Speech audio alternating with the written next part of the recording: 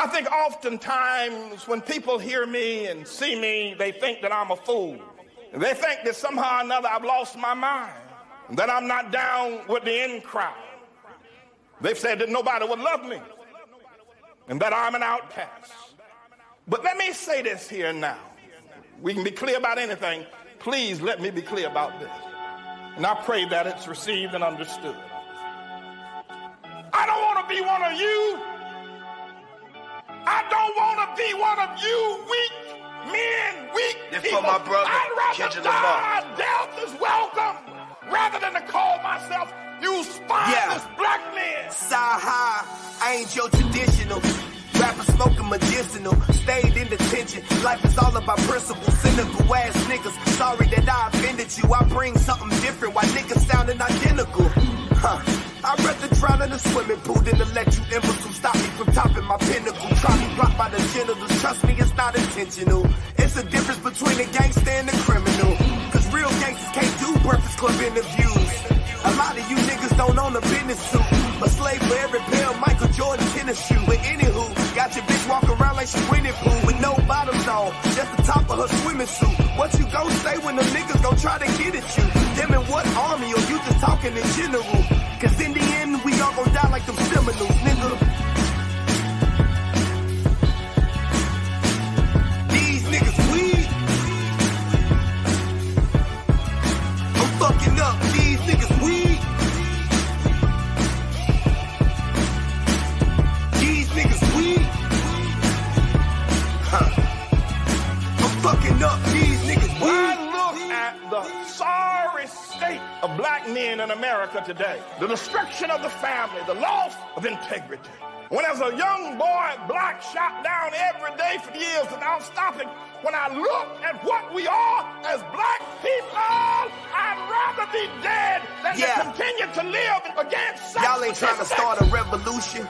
Y'all looking for a restitution. Niggas kill each other every day and ain't no evolution. My partner shot 100 niggas and it was never proven. We just labeled him a gangster and kept it moving. Let me give you the same outcome, separate shooting. A white man kill a black, we holler persecution. So instead of looting, it's time to find some better schooling. You can act like y'all don't understand when I'm elocuting. Did I stutter? I was never Reuben. Y'all ain't no Black Panthers. You wasn't there with Newton. You ain't Martin Martin.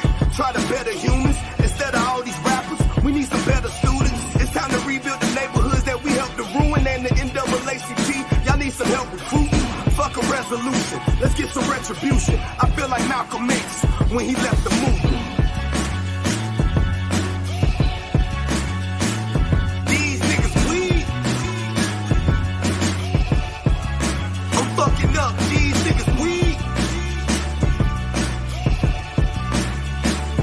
These niggas weak. I'm fucking up, these niggas weak. Y'all know what it is, yeah, I said it, nigga. All you niggas laying up with these bitches with no condoms and shit. Having mistake babies and shit, leaving these women to motherfucking raise your kids by their motherfucking self. Yeah, my nigga, I said it. You don't like what's going on in the motherfucking America, leave this motherfucker. When they said we were free, my nigga, that mean we were free to go back where the fuck we came from, my nigga. Yeah, a whole motherfucking continent that belong to us, nigga. It's called Africa, motherfucker. What the fuck is y'all talking about? Y'all ain't trying to start no revolution. Y'all motherfuckers spent 10 bands on the motherfucking section in the motherfucking club. 10 bands to build a whole motherfucking neighborhood in Nigeria, nigga. Get the fuck out of here.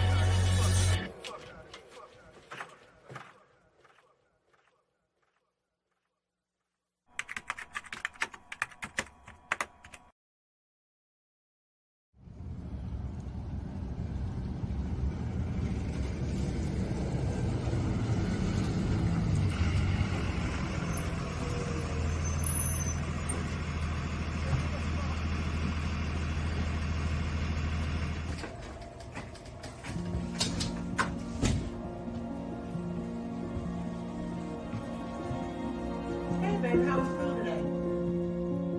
Mom, these kids at school kept making fun of me and they kept calling my hair nappy. Why, Mom? Tootie, look, just read this book and it'll tell you everything you need to know.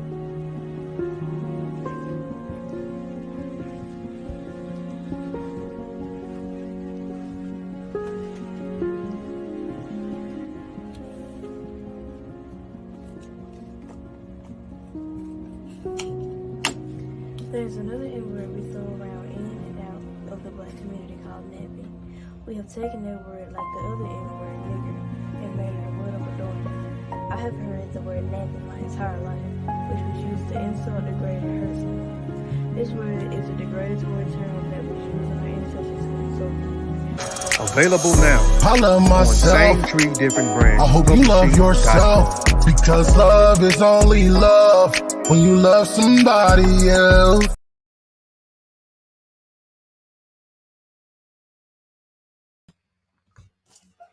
ETM Hotel, Rennie Sean. Welcome to Peace. My name is Sean. I'd like to thank everybody for tuning in to Science with Sean.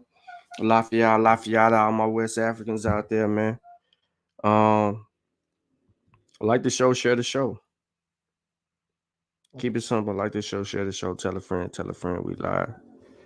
We finna get it in. So today we're gonna take a look at a debate that actually transpired between YK the Truth.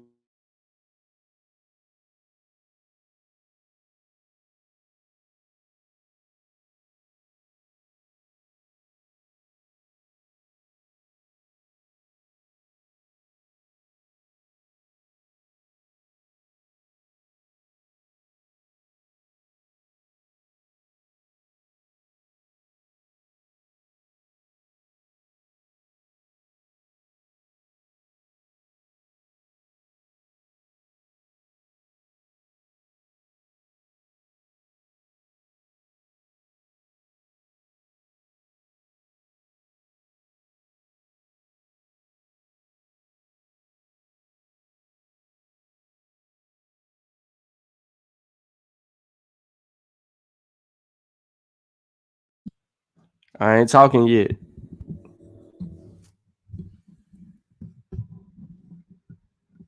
I ain't talking. I just started talking, man. I just started talking. But Alafia, ETM Hotel, Rennie Sean. Welcome to Peace. My name is Sean. I'd like to thank everybody for tuning in to Science with Sean. Please like the show, share the show, tell a friend, we're live. I really didn't send out the link. I started early on purpose. Because I want to make sure that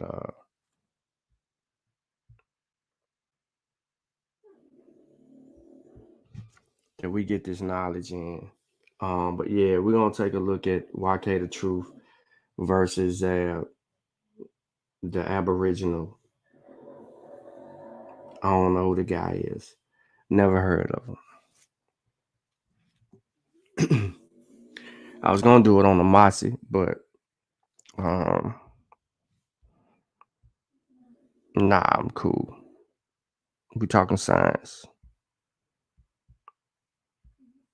We ain't talking history. But before we get started, though, I do need y'all help, though. I do need y'all to share the stream, though, for real.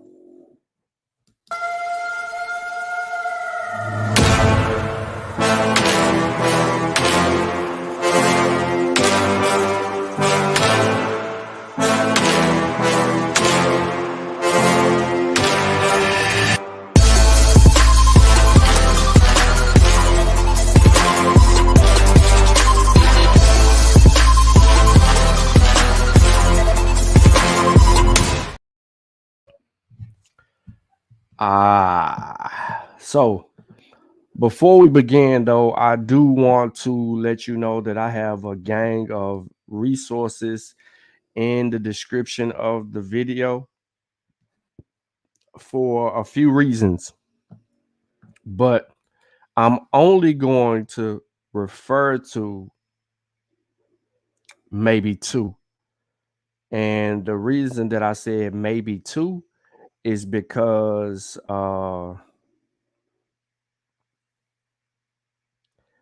I don't want to do the Gish Gallop thing. I don't want to load a bunch of information off on a bunch of people, but I want to provide one valuable source. And then I have the supportive sources behind that for people who know how to research. And for those who don't know how to research, can understand that, okay, this is his source. This is what he's using to prove his position. And then it's based on the collective data following that, so they, the layman can understand. Now, it might be some technical terms in there which they don't understand, but you have to look those up, and you have to see what those words mean and what it's expressing. But I don't know what YK says or does or anything like that. I know he dropped it. I was getting ready to look at it, but I decided that I'm just gonna watch it here. Give him some views and drive some traffic. I also dropped the link to his channel in the description. So if you're not subscribed, you can get some information or some knowledge over there as well. I'm not trying to hinder his views, but help promote. And then whatever he says, see if I can substantiate it, right? Because we don't know what's going to be argued.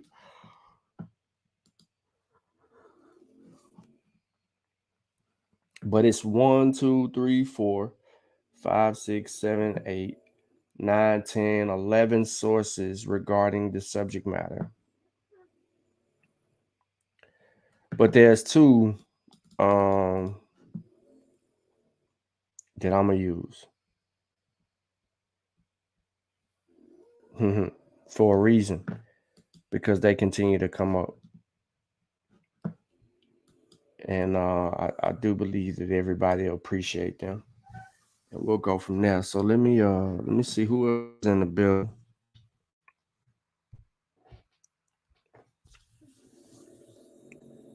I got messages I ain't even checked. What up, Keish? What it do?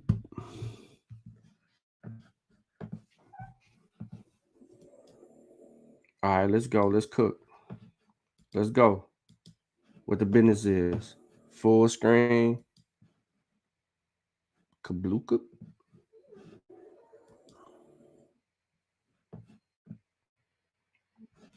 Let me change the view on YouTube.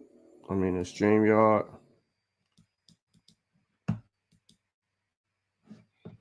All right, there we go.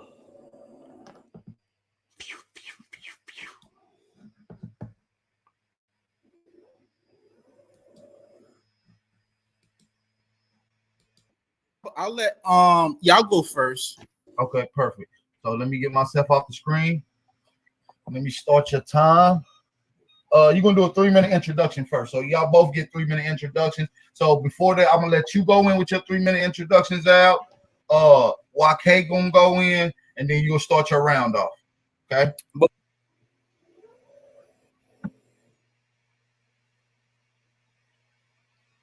Can you see it? Yes, sir. It's on the screen. I'm taking myself off. Just you want to worry about yourself.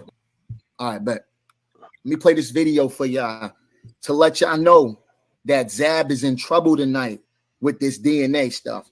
All right. He said he's gonna go into the science of DNA and how it can't be used to trace our ancestry. But I hope Zabb is coming with geneticists and not biologists. I hope he's coming with people that's qualified to speak on this. So let's play the video. Let me play this video for y'all real quick. Let me tell y'all the truth. If y'all think y'all going up against Pan-Africans, y'all motherfuckers is out of your motherfucking mind. Y'all motherfuckers is out of your motherfucking mind. Just on the knowledge tip. One more time. That's qualified to speak on this. So let's play the video. Let me play this video for y'all real quick. Let me tell y'all the truth. If y'all think y'all going up against Pan-Africans, y'all motherfuckers is out of your motherfucking mind. Y'all motherfuckers is out of your motherfucking mind. Just on the knowledge tip. Now, let me stop sharing my screen and get back to what I got is the rest of my minutes, right? So I'm gonna give you the many misconceptions of DNA, because they like to say things like DNA is you only use 0.1% of your DNA. We're gonna speak on that.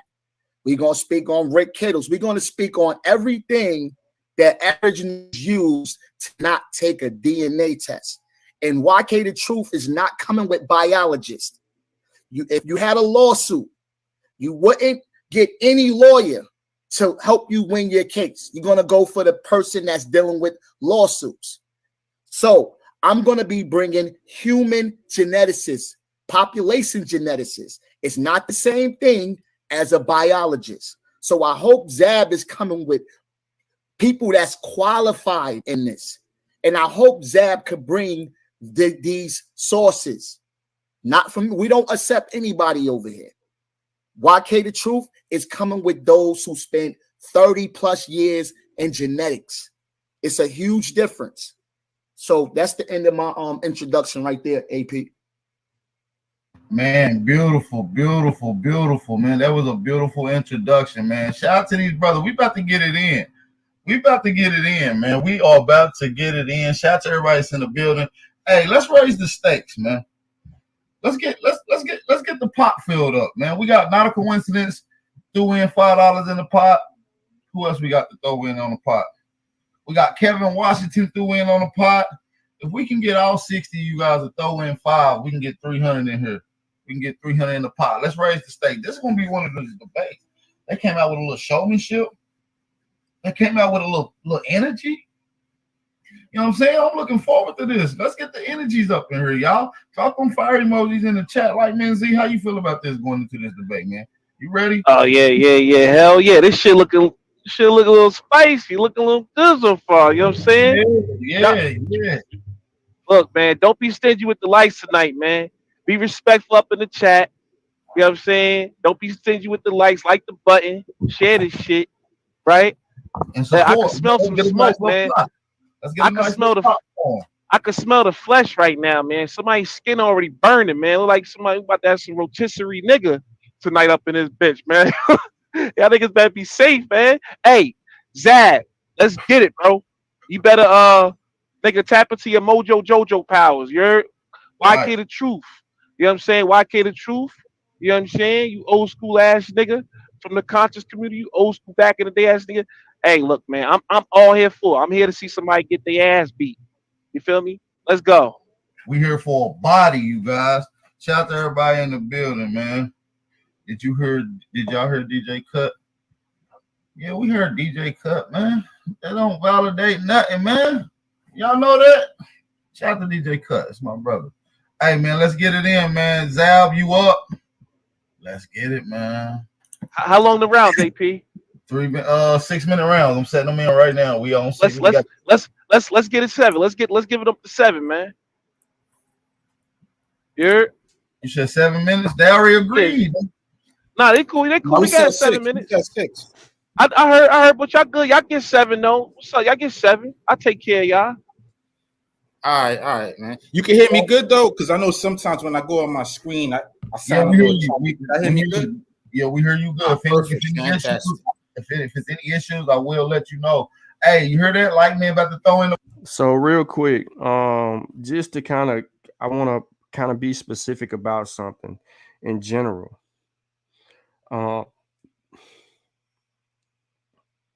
If you're familiar with this channel and you've been with this channel, then you understand the laws of critical thinking and how you're able to analyze data.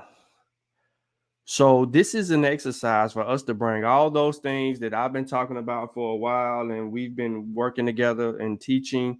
This is an opportunity for you to be able to, 1, recognize when someone makes a claim, 2, be able to analyze the source or sources and see if it's supportive of the claim being made. 3, if the person demonstrated properly and comes to an honest conclusion and their argument is based on substantial evidence. 4, if they just full of shit. And if they're using credible sources. This is a scientific discussion. This is not one of pseudoscience, right?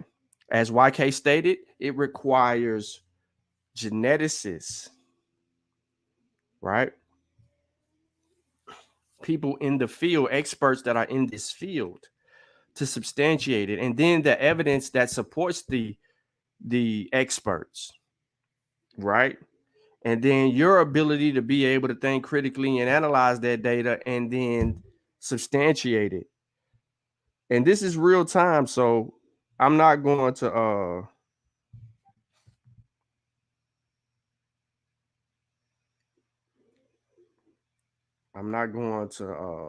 you know, hold us up or anything like that, but let me do this real quick. The pop, man, we're gonna go up to 7 minutes. Hey, we're gonna go up to 7 minutes, man. We're gonna give y'all something to y'all gonna love this one, man. Shout out to Zabb, shout out to YK, man. Song Zabb. Your 7 minutes is starting now. Let's go. All right, yo, you hear this guy? We coming with the 30 years and the experts. My boy, 30 years of bullshit about to get buried in 15 minutes. Before I dig into anything, let me make this claim, and it's going to be a good claim at that. A fantastic claim.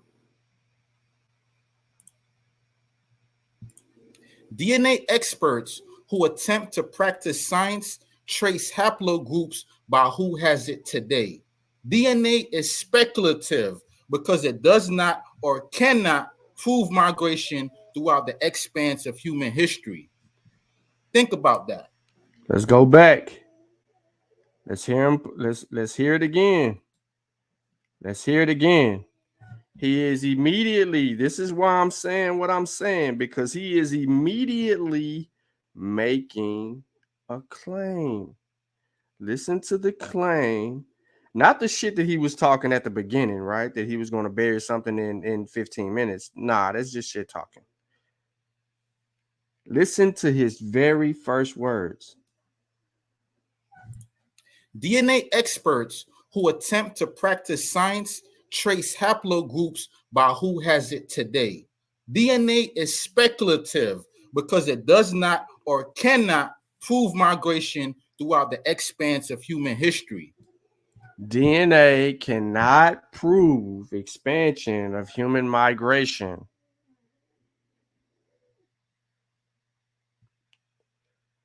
Okay, so he's saying that DNA cannot prove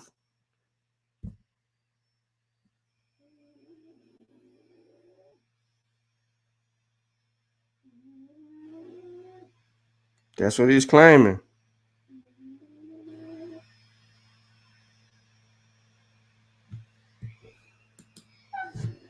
Think about that. DNA, in the way that these YouTubers are using it in order to prove African descent or origin, is speculative. Why do I say it's speculative? Well, here's why. The most it can do is tell you who your 5th, 6th, 7th, 10th cousin are. And since it can only tell you who your distant cousins are, as it is true, every human being on Earth is somewhat related, the better analysis would be that here in America, we are more closely related to other Americans, which would then lead into a crucial point.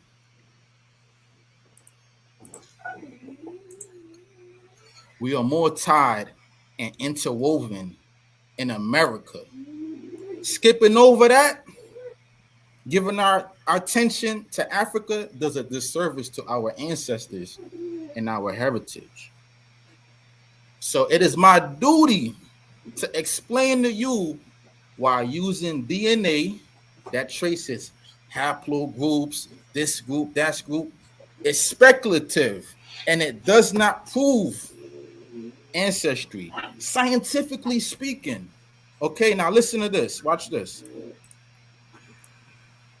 I'm going to illustrate why these ancestry companies that utilize DNA have convinced trans Africans like YK that he is an African, even though DNA cannot be used to trace ancestral lineage going back into the past. In fact, what DNA shows you is how you relate to people who are alive today. Now, no going back in the past shit. I'm talking about today. So let me give you this work. Let me destroy this DNA misunderstanding once and for all, because I do believe in science, and the science of DNA, the way YK is interpreting it, is pseudoscientific. So here we go. In this debate, I'm going to debunk the way it's being used to link genetic ancestry by highlighting the flaws of using the limited sample databases, the incomplete genetic information they are working with, the ambiguity in genetic data that they use. I'm gonna pull up all the sources and all of this, the scientific sources, primary sources, not no flim flam, primary information, people, because they are using this DNA incorrectly. And the way that they are using it is ambiguous. They are presenting it to you as if it is law. Also, this is important and this is crucial. DNA lacks cultural context. This is important, and I'll explain why. And last but not least, the fifth way is this. I will highlight the limitations, DNA, and how YK and other trans Africans attempt to prove past ancestral lineage. I'm gonna end it right there. That's all I really needed. You still have 2 minutes left. Are you forfeiting the last 2 minutes of your round? Yeah, I forfeit the last two. I don't think you should do that. I don't think you should do that, Zabb. You better whip them primary resources out. No homo. Whip them out now, dog. I got all of that in round two. I got it prepared. I gotta lay the groundwork, because what I'm doing in this first round is I'm laying out the 5 crucial points. Now, round two, I'm gonna present the primary sources and the information. Yeah, so I gotta line up good. You understand? I know what I'm doing. We ain't giving you no tips on nothing. We just want you to make sure you're making. I just want to make sure we verify. Yeah, because I really prepared for 5 minutes. Okay, it's all good. Your time is up. I'm gonna end it down. Zabb, you are now off the floor. We have Lightman Z in here with us. Shout out to Lightman Z. We're gonna bring YK the truth on. We're gonna get ready to start the screen share right now. Let's get it, you guys. YK? Yo, can you hear me? Yo, can you hear me, brother? Yes, I can. Can y'all see my screen? Yes, your time is starting right now. Yes, sir. You see, okay, cool. This is gonna be bad. Now, the brother's introduction was 45 seconds, but yet it's his first round was the introduction. All you kept hearing was what I'm gonna present. You should have presented that in the first round, which means you ain't come prepared. So let me show you how you do it, right? You lost the first one. You got a whole lot because you shared the New York Times website with no reliable source. Now let's talk about, can you trace your ancestry using DNA, right? So we got to talk about DNA and where y'all get this idea of how we can't do it. So let's see where y'all get it from, right? DNA stands for deoxyribonucleic acid, and although every living thing has DNA, its varied compositions differentiate you from others. The interesting fact is that humans' DNA is 99% the same. Therefore, it is only 1% of DNA that makes you unique. Now, does that sound like something y'all remember that Aboriginals always parrot? Oh yeah, we 99% the same. So how can you do it, right? But what they fail to point out is this, and this is from Sharon. She got a PhD in genetics from Stanford University. All right. It's off. I'm going to get into the science. While he talk about it, I'm going to do it. While he make a claim, I'm going to show y'all. It's often said that humans are 99.9% identical. And what makes us unique is a measly 0.1% of our genome.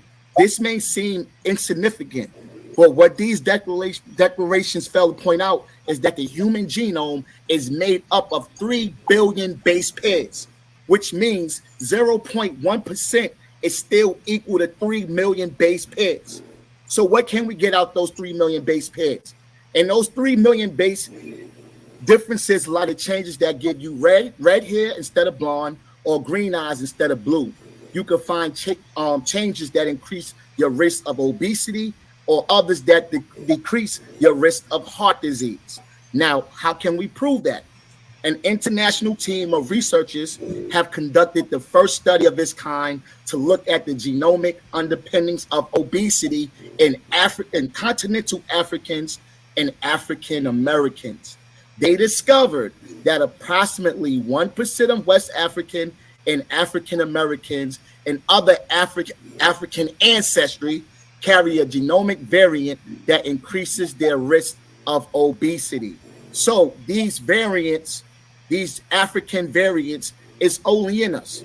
Now let's look at polymorphisms, because Zabb want to mention how we only are genetically similar to those in the United States. Well, this study right here shows that the 235T allele of the AGT allele, no, let's bring it back. The frequency of the D allele was similar in all groups, 50%, 54%, 59%, and 63% in Nigeria, Jamaica, and the United States. So they D allele was the same. This shows common ancestry, right? Nigerians had a higher frequency of the 255T allele, which is consistent with 25% European admixture in Jamaica and the United States, right? And it says Nigerians, which is consistent with 25% European admixture in Jamaica and the United States. So genetics proves the African slave trade, and it also proves our ancestry, because in order to have that gene, you got to share a common ancestor. Now, I just destroyed that in the first round to show you that you can use DNA to prove your ancestry, right? Now, they like to say DNA is 0.1% accurate. Abos don't know how DNA works. They don't know that 0.1% still equals to 3 million base pairs. If you're interested in exploring a tiny bit of your DNA and trace its ancestry, we can do this. When you say it's a tiny little amount, it's less than 0.1%. Less than 0.1%. So they took this 0.1% and made it like Dr. Rick Kittles was saying that African ancestry is less than 0.1%. Why? Because they don't know nothing of how DNA works. Let's get to it. Now, I'm gonna slow down because I don't want to give y'all too much. What are the 3 types of ancestry tests? You got your Y chromosome, which is passed from your father to your son, virtually unchanged. So why is Zabb asking me how we can't use DNA only based on people that's alive? He said, well, you can only find DNA based on people that's alive. So if that DNA is unchanged, that means your common ancestor would have that same chromosome. So if there's people in Africa that has that same DNA and they share those same DNA as you, that means y'all share the same common ancestor, and it wasn't in America. It means you wasn't already here. You got to hold that L, bro. And this is my ancestry, my genetics test right here. And it was with great pleasure that I report our Patriot Clan analysis successfully identified your paternal genetic ancestry. By analyzing your Y chromosome DNA, we have determined that you share paternal genetic ancestry with Igbo people in Nigeria today.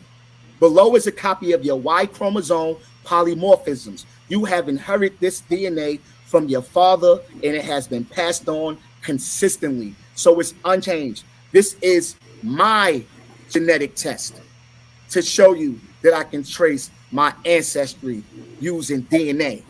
I'm not just making a claim. I put my money up. I spent my money. So let's go. I'm going to end it right there. Beautiful. All right, so that is round 1 from YK The Truth. I don't know what that round 1 was for Zabb. So YK immediately let it be known that he's down 0-1, and he demonstrated in his first round some command of the subject matter. And What I can't say here is that I don't know the actual debate topic if it's all just DNA as a hoax, right? Because there's some subtitles in here that was spoken of that says things, and then we don't see the actual research questions so that we could be entertained by the debate to substantiate. But in your opinion, and for those of you who have been tapped in, do you agree that round one was YK the truth?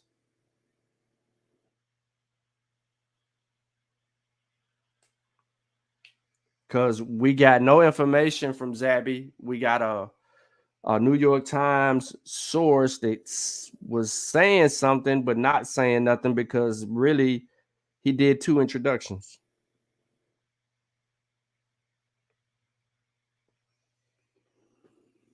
Okay. All right. So I would go and substantiate what YK was saying in regard to the 0.1%, 3 million base pair, yada, yada, yada. But I want to get further into this discussion and then deal with the source material later. Well, beautiful. You only had 20 seconds left. Shout out to YK, man. We about to get into the second round, man. Shout out to everybody in the building. I need y'all to drop a fire emoji in the building. Shout out to my nigga Light Man Z, help hosting this thing with us. Hey, man, we need y'all to support the channel, man. Let's get a few more people to donate, man. Right, as far as right now, we got $10 in the pot right now. We got $10 in the pot. Let's get a few more people to support and turn up in there, man. Let's get sub if and then you niggas that's following, go ahead. No, I was just saying we can get 300 in the pot if each and every one of you got. If we got 60 people to throw in $5, that's just simple as that. We can get 300 in the pot. A nice percentage will go to the winner of the debate. You know what I'm saying? So shout out to everybody that's in the building, man. Let's get it, man. Let's get a few people to donate. We're gonna get into round 2. Go ahead, Lightman Z. I want you to say something before we get started. Go ahead. Yeah. Facts. Like, look, if y'all new to the channel, subscribe. We're trying to build this channel up. You know what I'm saying? The primary channel we fucked around with. So, you know, you over here on behalf of YK the truth, then, you know, sub. YK always be over here. So you might as well sub and watch him be over here too. Or, you know, you could check out some Aboriginal information and get your knowledge up, see where we come from. You know what I'm saying? You never know what you get. So, you know, if you're enjoying this shit so far, show your support, right? Like, share, subscribe. Let's get it in. This debate fire so far. I'm actually enjoying this shit. You know what I'm saying? I really am too, man. Let me up a wood. I'm ready for round 2. So let's get it, man. I'm getting the time set in right now. We're going up to 7 minutes. Zabb, it's on you, big brother. It's definitely on you. Let's go. All right, yo. So this guy brought up how we all suffer from the same genetic defects today, but what he forgot to emphasize is globally, Black people share a similar diet, which accounts for the genetic similarities you find today. And this does not prove or show genetic ancestry, by the way. So you wasted your round proving a mute point. So congratulations. I know you thought y'all slipped. I know y'all thought I slipped up by not presenting sources or science, but I got you, Money Grip. So here we go right here.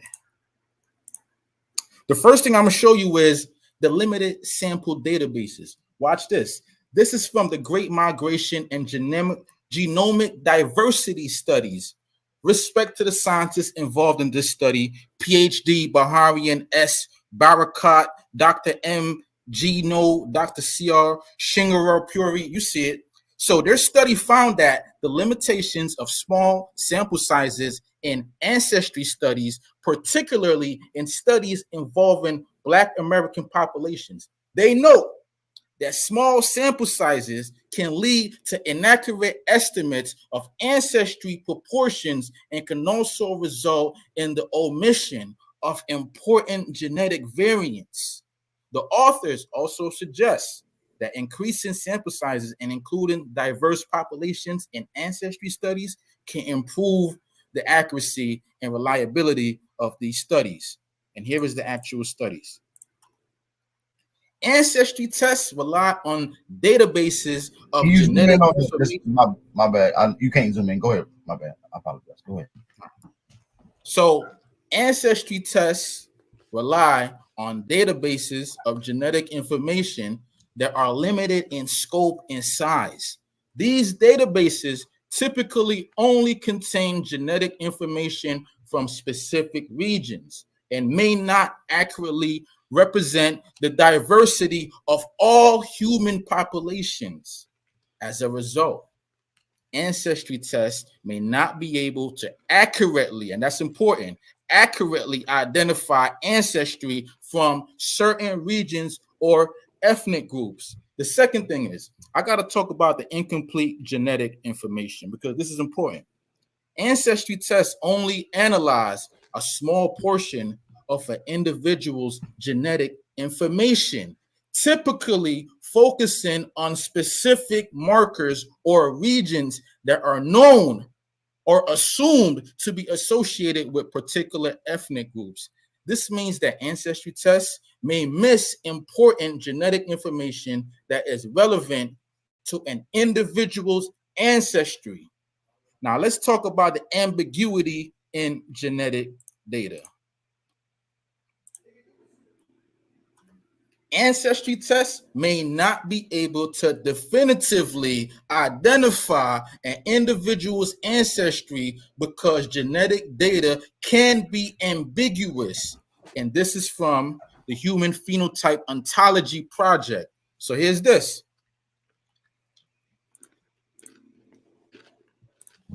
In this article, the authors discuss the challenges of interpreting genetic data in the context of human disease. They note that genetic data can be ambiguous. Here go that word ambiguous again, particularly when it comes to the interpretation. Say they interpreting shit. The interpretation of genetic variants of unknown significance. Here's another area of challenge. In this article, right, the authors, the scientists, discuss how historical migrations and intermarriage can lead to differences in genetic ancestry between individuals with similar genetic profiles. The scientists use population genetic models to simulate, you understand, simulate the effects of historical migrations and intermarriage on genetic ancestry, showing that these factors can lead to complex patterns of genetic admixture and local ancestry.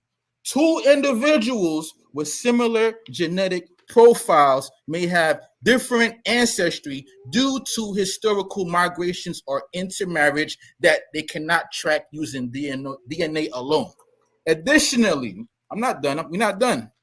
Additionally, genetic mutations and variations can occur within a single population, making it difficult to accurately trace ancestry. This shit is difficult and it ain't accurate. This shit gotta go in the trash. So you see why, Kate? I'm using the actual science and the scientific rigor.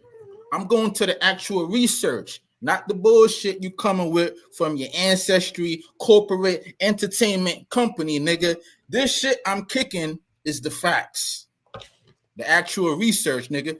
Now, what you coming with? Now, let's talk about minute and a half. Let's talk about this, man. Let's talk about the lack of cultural context that ancestry tests take into account. Cultural factors that may influence an individual's sense of identity and ancestry. An individual's ancestry is not solely determined by genetics, but is also shaped by cultural practices, beliefs, and traditions. Ancestry tests obviously cannot accurately capture these aspects of identity. Common sense, logic, you can't test your DNA for that because it is speculative and it is limited and it is impossible and it cannot be observed underneath a microscope. And what are the limitations of the science? While science has made significant advances in recent years, there are still limitations. But these dudes is giving it to you like it is law and like it is facts when it is all speculative conjecture. Understanding of genetics and human history is the current science is speculative, but these niggas is kicking it to you like it's facts. And I'm ending right there, man. I'm gonna go in even further in round 3. You got it. Shut. All right, real quick. Let's work backwards.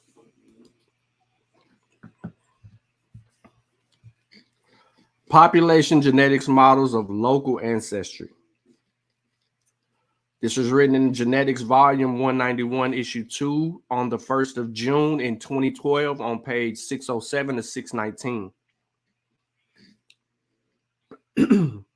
The abstract says, migrations have played an important role in shaping the genetic diversity of human populations. Understanding genomic data thus requires careful modeling of historical gene flow. Here, we consider the effect of relatively recent population structure and gene flow and interpret genomes of individuals that have ancestry from multiple source populations as mosaics of segments originating from each population. This article describes general intractable models for local ancestry patterns with a focus on the length distribution of continuous ancestry tracts and the variance in total ancestry proportions among individuals.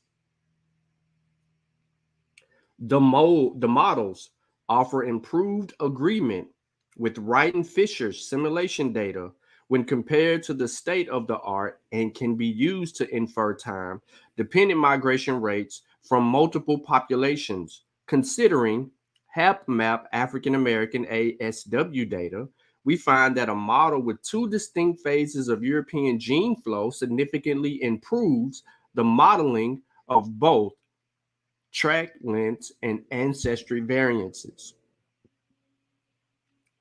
Let's go back.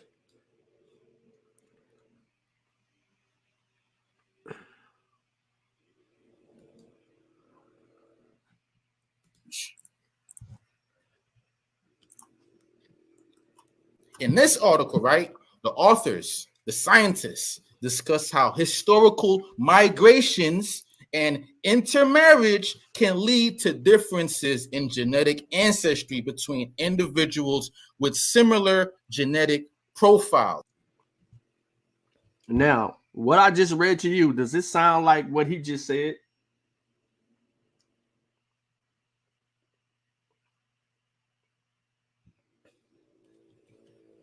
One more time. Just read the screen. He highlighted the abstract.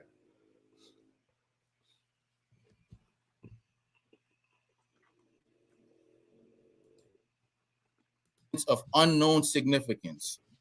Here's another area of challenge. In this article, right, the authors, the scientists, discuss how historical migrations and intermarriage can lead to differences in genetic ancestry between individuals with similar genetic profiles. The scientists use population genetic models to simulate, you understand, simulate the effects of historical migrations and intermarriage on genetic ancestry, showing that these factors can lead to complex patterns of genetic admixture and local ancestry.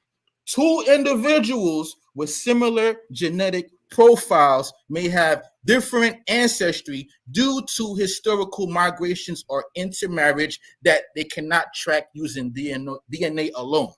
Additionally, we're not done. Additionally, genetic mutations and variations can occur within a single population, making it difficult to accurately trace ancestry. This shit is difficult and it ain't accurate. Where is that at in this abstract?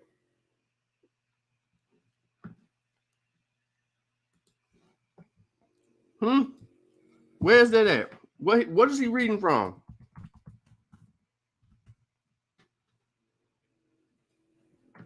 Let's go look. Genetics models of local ancestry.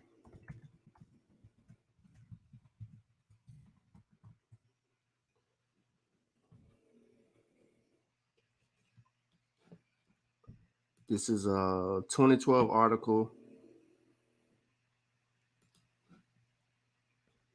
Let me see.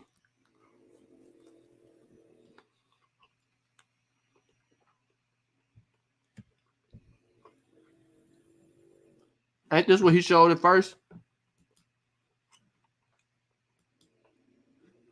right? Wasn't this what he showed at first?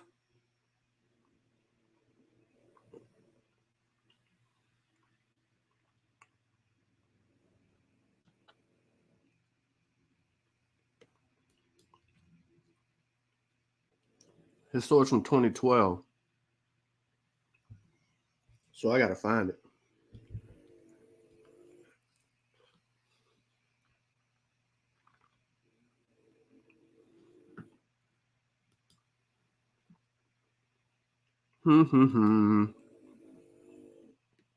It's in genetics. Okay. Simon Gravel.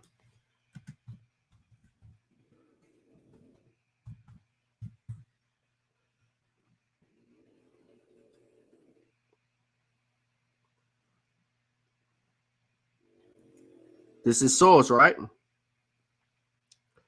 This is source.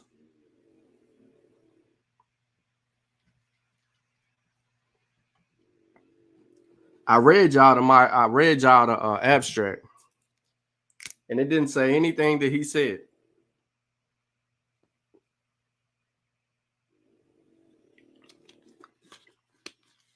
Nothing that he said. This is why I said it's dangerous, right? Because it sounds like he's arguing something because he's showing something on the screen, but it isn't dealing with whatever that is dealing with. So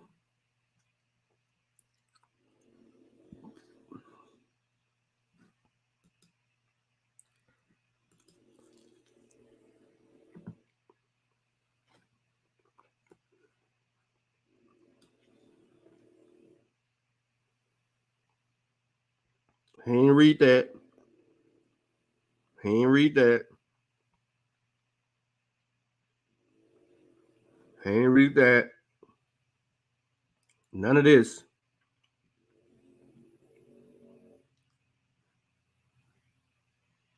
Nope.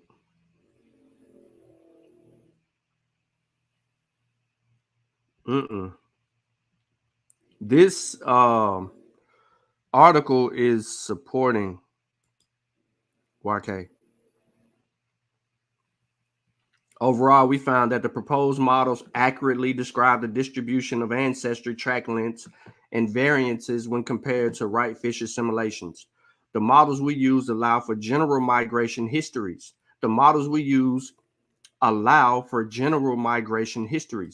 Yet are tractable and can be used for inferring demographic parameters in real data. They are therefore useful to improve our understanding of the consequences of gene flow and our ability to infer demographic and populations with complex history. Such populations have often been underrepresented in medical genetic studies, in part because of complications in the modeling of genetic heterogeneity. As medical genetic sampling efforts strive to reduce the disparity, detailed models for the genetic diversity will be increasingly important to make the most out of the resulting data. So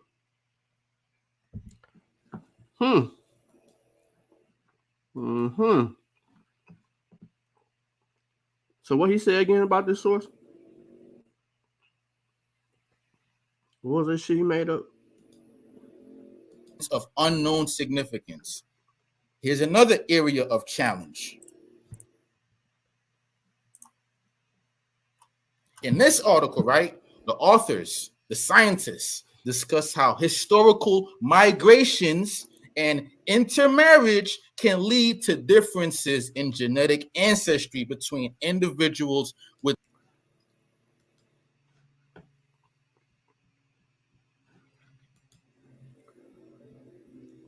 Am I slow? What is this source talking about? This source is talking about population genetic models of local ancestry. What is he talking about? He's got one source on the screen and saying something else.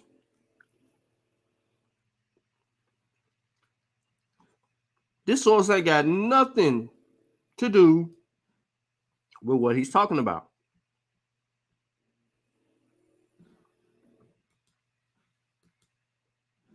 Nothing. With similar genetic profiles. The scientists use population genetic models to simulate, you understand, simulate the effects of historical migrations and intermarriage. That's not the source.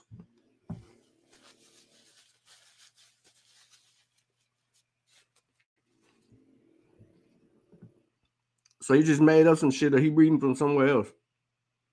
So let's go back a little bit more.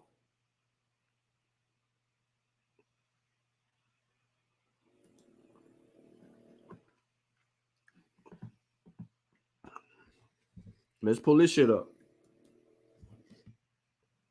before we hear it.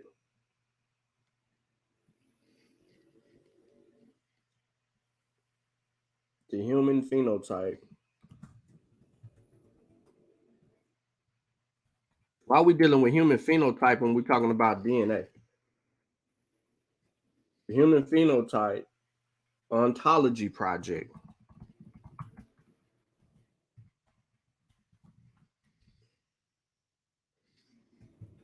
Linking molecular biology and disease through phenotype data. All right. Is that an Oxford source? Yeah. Okay, so that looked like the same source, right? We got on screen. Yep. All right. Let's see why he's using this source and how this discredits DNA. Okay? This is what I mean, right? We're talking DNA. But if you don't know how to source critique or to qualify source, you think that he's making a point.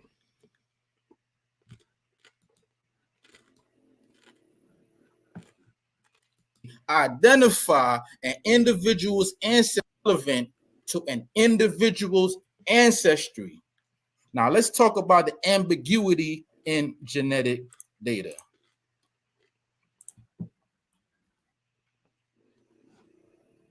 So what does the word ambiguity mean?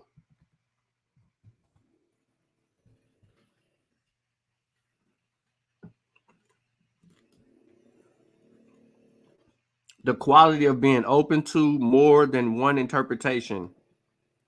Inexactness.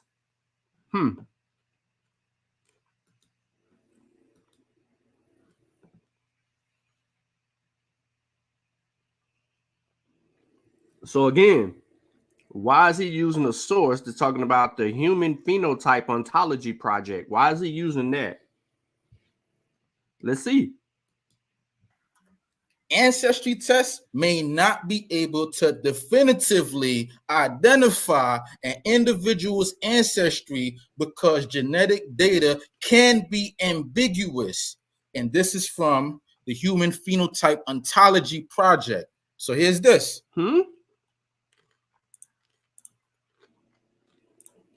In this article, the authors discuss the challenges of interpreting genetic data in the context of human disease. They note that genetic data can be ambiguous. Here go that word ambiguous again, particularly when it comes to the interpretation.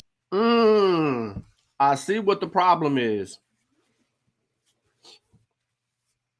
I see what the problem is. He doesn't know.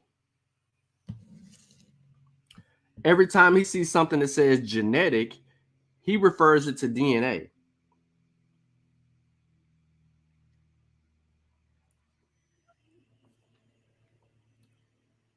That's got to be the problem.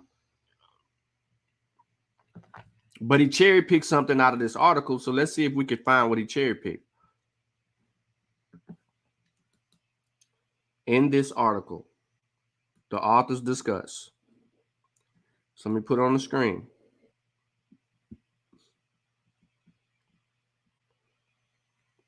Let's read the abstract. The Human Phenotype Ontology Project provides a structured, comprehensive, and well-defined set of 10,088 classes terms describing human phenotypic abnormalities and 13,326 subclass relations between the HPO classes. This has nothing to do with DNA. In addition, we developed logical definitions for 46% of all HPO classes using terms from ontologies for anatomy, cell types, function, embryology, pathology, and other domains. This allows interoperability with several resources, especially those containing phenotype information on model organisms such as mouse and zebrafish. Here we describe the updated HPO database, which provides annotations of 7,278 human hereditary syndromes listed in the OMIM, orphanate, and deciphered to classes of the HPO. Various meta attributes such as frequency references and negotiations are associated with each annotation. Several large-scale projects worldwide utilize the HPO for describing phenotype information in their datasets. We have therefore generated equivalence mapping and to other phenotypic vocabularies such as the LDDB, Orphanet, MedDRA, UMLS, and the PhenoDB, allowing integration of existing datasets and interoperability with multiple biomedical resources. We have created various ways to access the HPO database content using flat files in MySQL database and web-based tools. All data and documentation on the HPO project can be found online. Okay.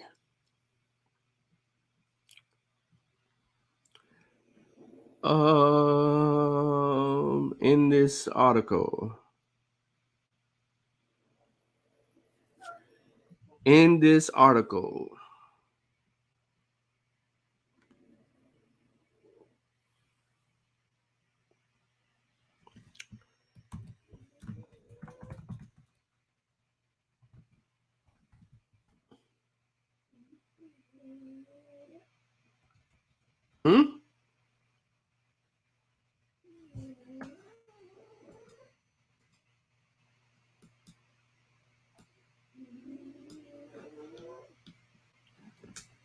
Hold on. Where's he getting this? In this article.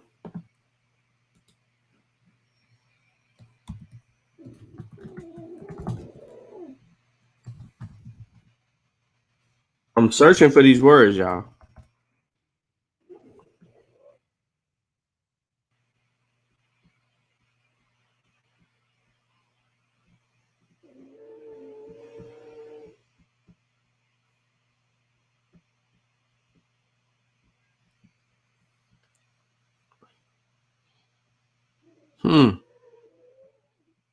Where did he get this?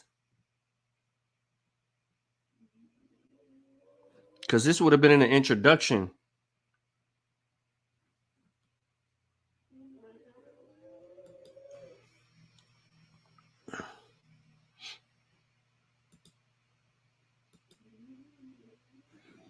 Where did he get this? The Human Phenotype Ontology Project, Lincoln Molecular. So there's a source. Okay. Let me go back here.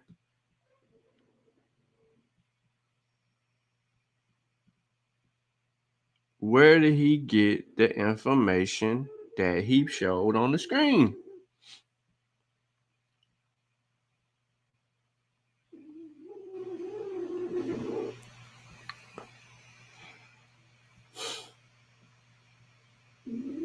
It's not in here.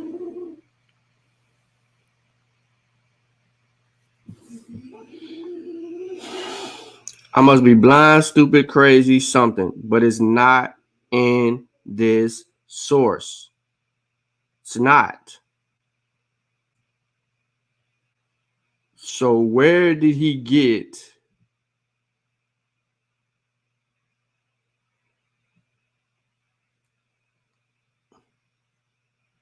what he's reading from.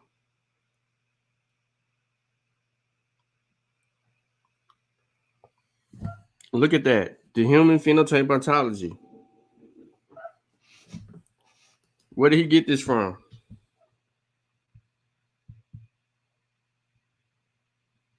Let me let Caleb in real quick.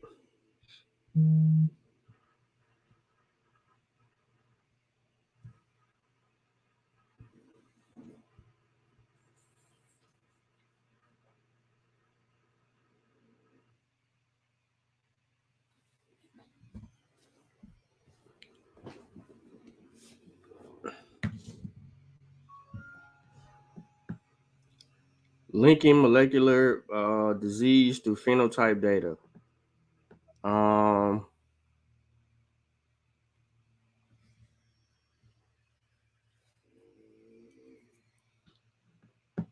This has nothing to do with DNA.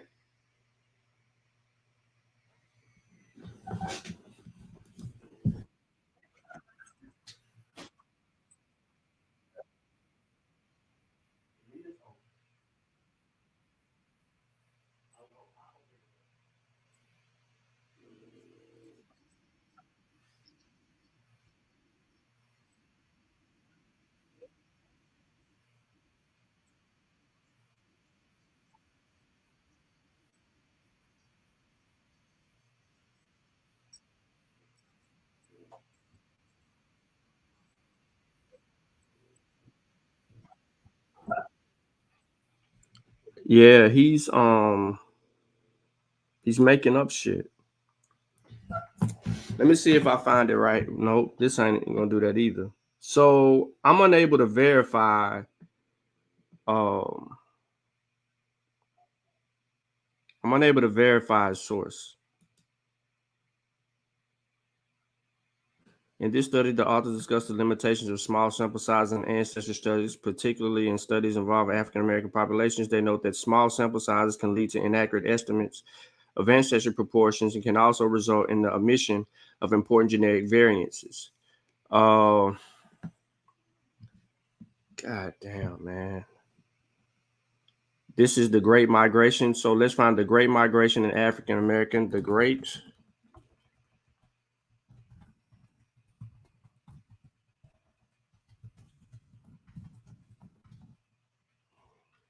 Migration of African American.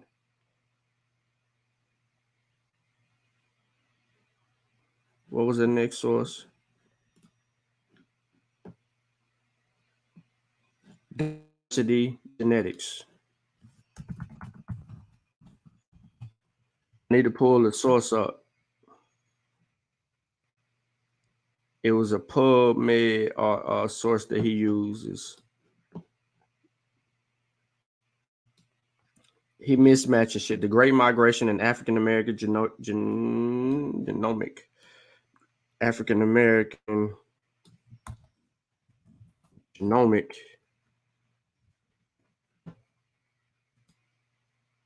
diversity.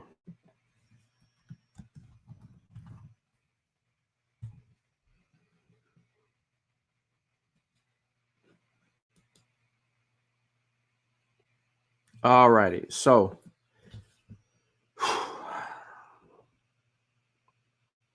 is this the same thing on his screen? Well, he doesn't show everything. All right. So we present a comprehensive assessment of the genomic diversity in the African-American population by studying the genotype cohorts comprising 3,726 African-Americans from across the United States that provided a representative description of the population across all U.S. and U.S. states and socioeconomic statuses. An estimated 82.1% of ancestors to African Americans lived in Africa. One more time. An estimated 82.1% of ancestors to African Americans lived in Africa prior to the advent of the transatlantic travel, 16.7% in Europe and 1.2% in the Americas, with increased African ancestry in the southern United States compared to North and West. Combining demographic models of ancestry and those of relatedness suggests that the admixture occurred predominantly in the South prior to the Civil War and that ancestry biased migration is responsible for regional differences in ancestry. We find that recent migrations also cause a strong increase in genetic relatedness among geographically distant African Americans, long range relatedness among African Americans and between African Americans and European Americans, thus track north and westbound migration routes followed during the Great Migration of the 20th century. By contrast, a short range relatedness pattern suggests comparable mobility of 15 to 16 km per generation of the African Americans and European Americans, as estimated using the novel analytical model of isolation by distance. Okay, so that's the abstract that he has here. Now, he shows this again, but I don't know why. And I don't even know where this come from. It's coming off of one of the sources, but he ain't dealing with the subject matter at all. He's not.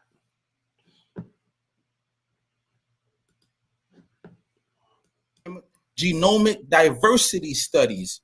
Respect to the scientists involved in this study. PhD Baharian S. Barakat, Dr. M. Gino, Dr. C.R. Shingerer Puri. You see it. So their study found that the limitations of small sample sizes in ancestry studies, particularly in studies involving Black American populations, they note that small sample sizes can lead to inaccurate estimates of ancestry proportions and can also result in the omission of important genetic variants. The authors also suggest that increasing sample sizes and including diverse populations in ancestry studies can improve the accuracy and reliability. All right, so he's reading from somewhere else. So small sample sizes of DNA can result in inaccuracies. Let's see if we get a hit on that. How sample size affects the reproducibility.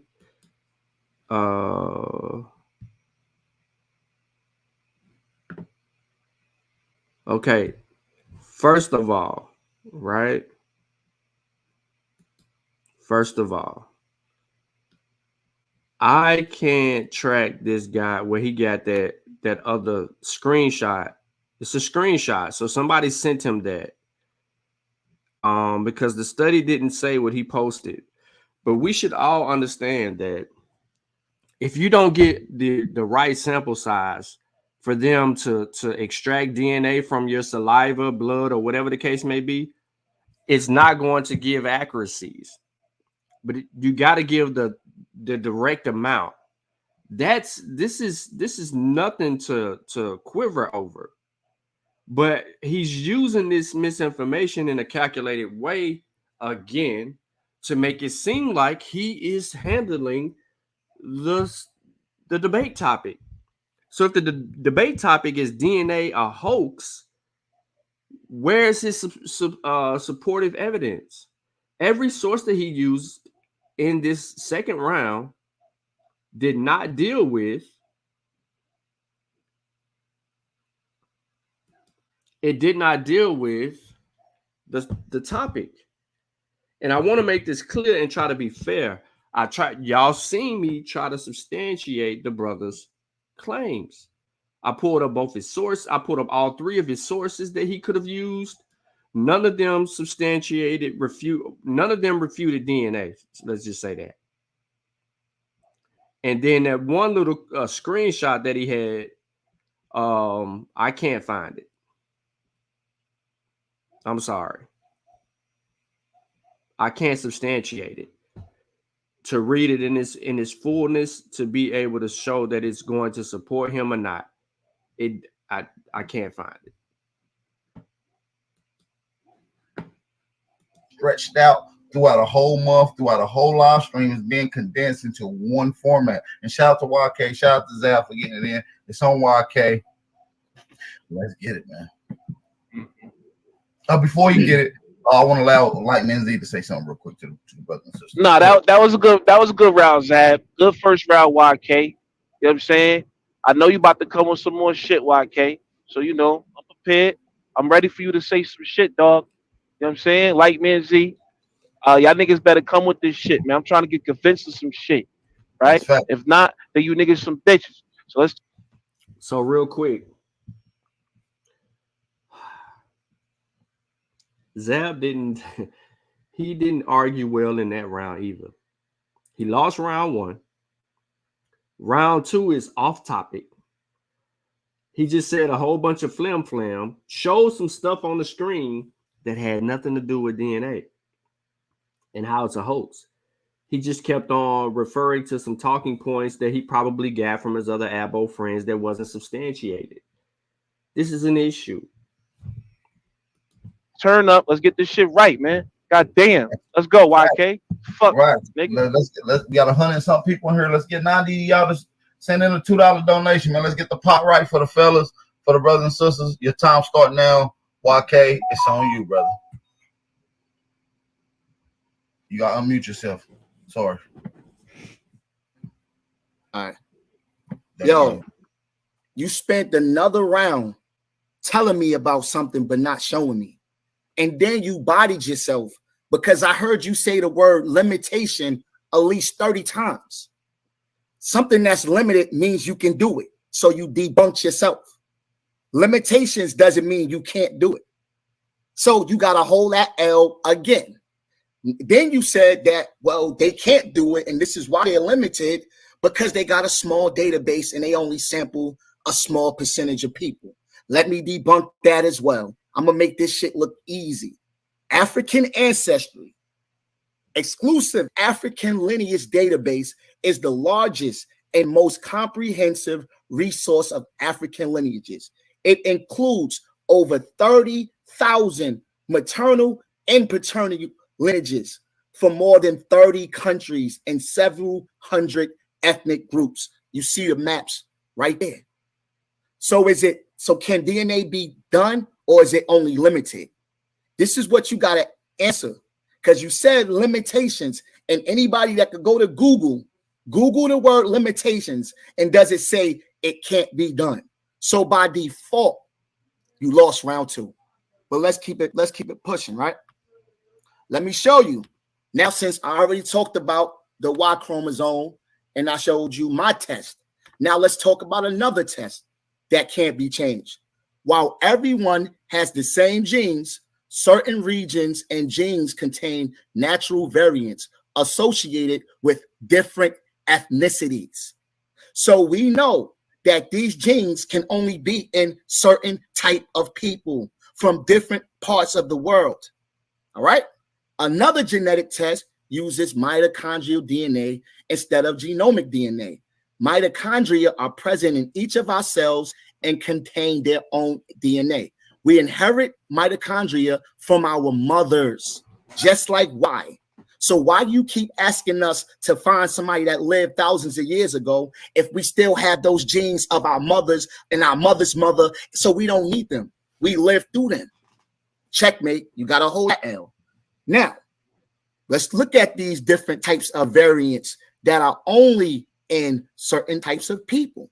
Based on human genetics, the T variation is present in 97% of Caucasians. So you know anybody with that variation, they originate from Europe. So when you hear someone say that their ancestry is 55% African, 30% European, 5% Asian, and 10% unknown, these percentages are calculated by looking for known SNPs, variations that are present in different ethnicities. You're not going to find these same variations in other people. That's another L you got to hold, bro. All right. Now let's talk about autosomal DNA. Autosomal DNA can trace a person's autosomal chromosomes from the entire family from whom you're related, both mother and father. And then so Zabb said, well, Ancestry, they got the smallest database, right? Ancestry provides a list of people from our database of over 22 million. So how is it a small database? You got to hold that L as well. All right. Now, he said DNA is limited. Now I'm about to body with Hank Greeley. See, the Abos, they love to use Hank Greeley from 60 Minutes to prove that DNA testing can't be done. And guess 2 what? minutes, 45 seconds. Just like Well, I got 2:45. Bet. So Hank Greeley sounds just like Zabb. Let's see what Dr. Hank Greeley had to say. He said, I reached out to him. He said, wow, the 60-minute segment I did in about 2008, didn't know that was still alive. Short answer, both then and now, it can be done, but it has major limitations. So you can trace your ancestry using DNA. So by default, you got to hold that L, bro, no matter what you say. And I bet you, anybody in the chat, you're going to hear the word limitation in Zabb's next round. But remember, when you hear that word limitation, he's only debunking himself, which means it can be done based on a doctor who's qualified that y'all love to use. This is not YK. This is Hank Greeley. As a way of confirming fairly close genetic relatives out to second cousins is quite good. As a way of telling your ethnic roots, it's okay. Does okay mean it can't be done? No, you got to hold that. It's good at telling you if you have ancestry from some of the major continental groups, Europe, East Asia, the Americas, Sub-Saharan Africa. It's pretty good at telling you how much DNA you inherited from there, but not wonderful. So as you can see, it can be done. And do y'all even know that Hank Greeley took a DNA test, but 60 Minutes wouldn't even share it? I wonder why. Because they don't want us to know who we are, not a white news reporter and a white person like that. He said, I done mine by 2 firms, Family Tree DNA for that 60 Minute show. They didn't mention it because it wasn't interesting. And by Ancestry, they all agree I'm overwhelmingly European in ancestry. This is Dr. Hank Greeley. Like, after this right here, I don't even got to speak anymore because Zabb said it can be done, but it's limited. So is DNA a hoax or is it limited? I want everybody in the chat to ask yourself that question. How can something that can't be done be limited? It will either be it can't be done. So why are we having this debate, Zabb? Why would you set yourself up like this? And I still got more work. This is my second round. I bodied you in the last 2 based on your own words, limitation. Then I showed you that African ancestry has the longest database. So you lost that one. So how they limit you? That's round. That's round. All right. So after listening to YK, it looks like that he's staying on topic in his debate, and he even uses the 60-minute source to be more specific. For those of you who would like to see what actually was said in this conversation, YK reached out and he got a response. And it says, wow, the 60-minute segment I did in about 2008. Didn't know that was still alive. Short answer, both then and even now, even more now. It can be done, but it still has major limitations. As a way of finding / confirming fairly close genetic relatives out to the second cousin, say, it's quite good. As a way of telling your ethnic roots, it's okay.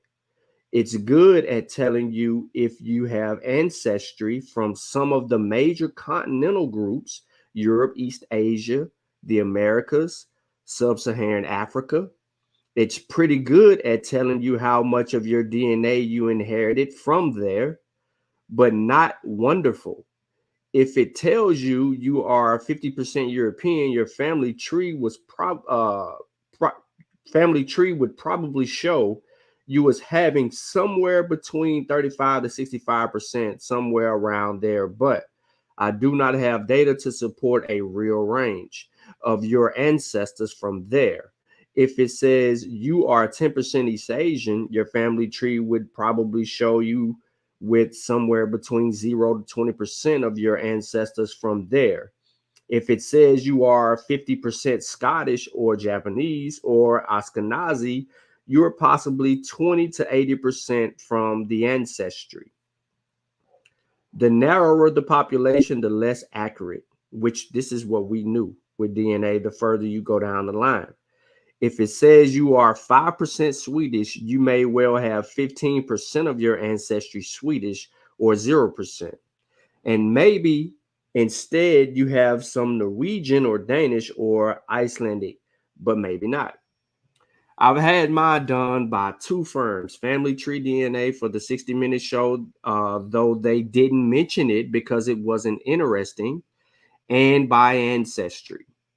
They all agree I'm overwhelmingly European in ancestry, anywhere from 100% to 99%, depending on the company and the time of the assessment, but vary dramatically about the percentages of Scottish, Irish, English, and German in my ancestry, while throwing in various small percentages of Swedish, Spanish, Southern European, East Asian, Jewish, or Middle Eastern. None of them above 10%, and none of them worth much credence. And every year or so, each company changes its assessment.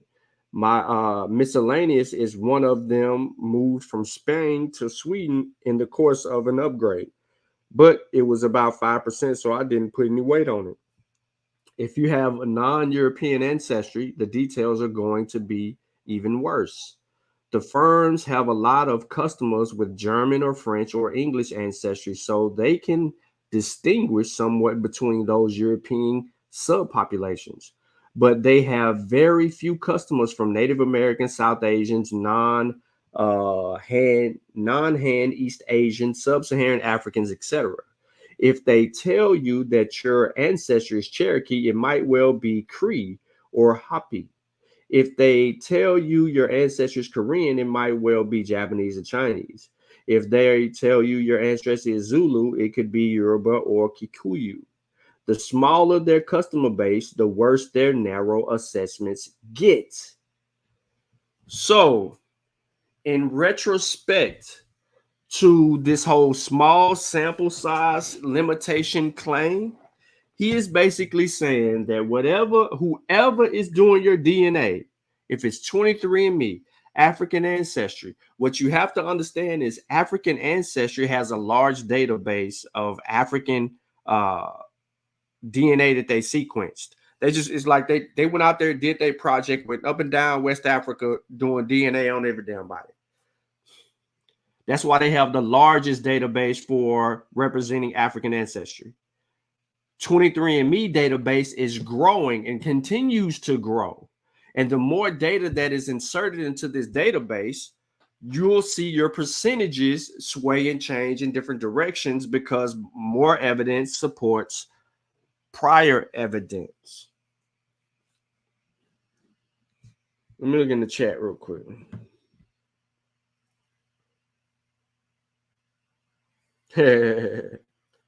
So we got another round to go.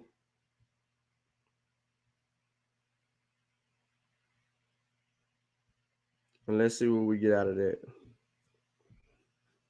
Be limited. It will either be, it can't be done. So why are we having this debate, Zabb? When the snake gonna show his face. What the fuck?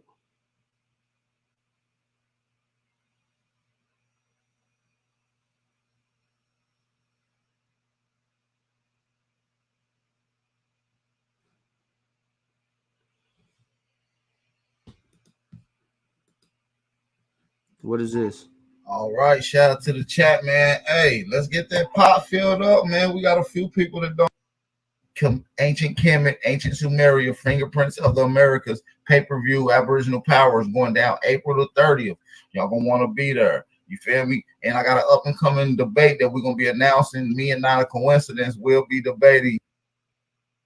And their association with particular. Okay, so this is mediocre in high quality form.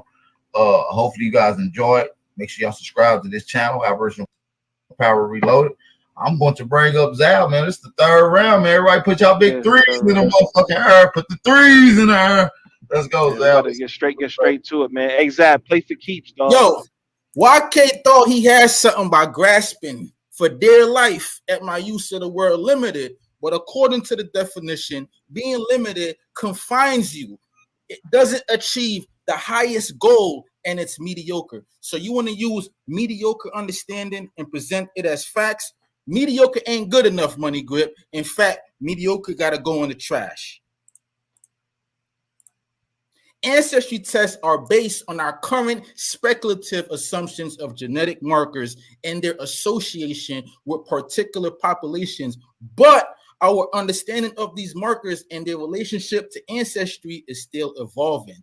Therefore, ancestry tests may not be able to provide definitive answers about an individual's ancient ancestry. Let me talk about genealogical gaps. Even with the best DNA testing technology available, it can be challenging to trace ancestry beyond a certain point due to gaps in genealogical records. This can make it difficult. All right, so there's no source on the screen, just an image. And he's reading from something, but we don't know what, and we don't know why, but we can't gain an understanding from this. So we just have to listen to what he's saying right now. To connect genetic markers with specific ancestors or populations, particularly for individuals with mixed ancestry or displaced. Ancestry tests rely on our current understanding of human migration patterns, but this understanding may change as new evidence emerges. You hear that? They are based off our current understanding of human migration. More speculation. It seems like this DNA ancestral science relies too much on speculation and guesswork, as well as probabilities, and it is limited to what we assume were the migration patterns of the ancestors. So where's your evidence to support the assumption that you're making? Where's the evidence that would say that? All we're seeing is images. And furthermore, I mean, it's just a bunch of rhetoric that's just rehearsed, and it's just regurgitated rhetoric.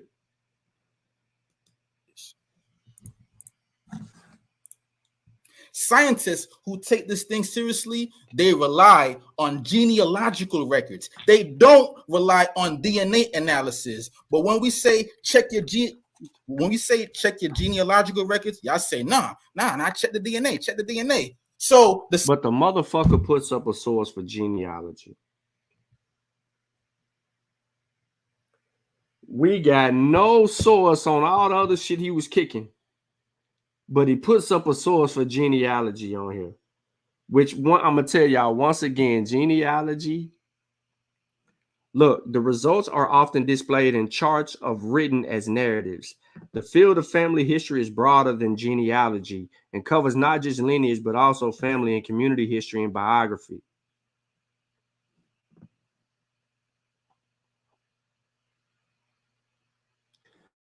I'm telling y'all, this is biased research. Genealogy is biased research.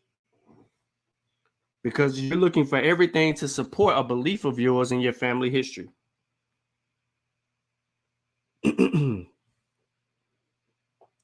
What it does. Scientists are checking the records, but they want you to check the DNA. Let's talk about the lack of standardization, right? Ancestry tests are developed by specific companies, each with their own proprietary algorithms and reference databases. This lack of standardization can lead to inconsistency.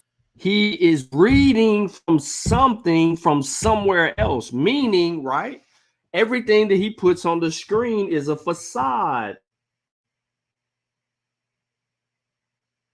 He wants you to think that he knows the shit that he's talking about. He's reading, ladies and gentlemen, he is reading from something, because every source that he has put on the screen, he ain't read from the fucking source. Why is he hiding the source?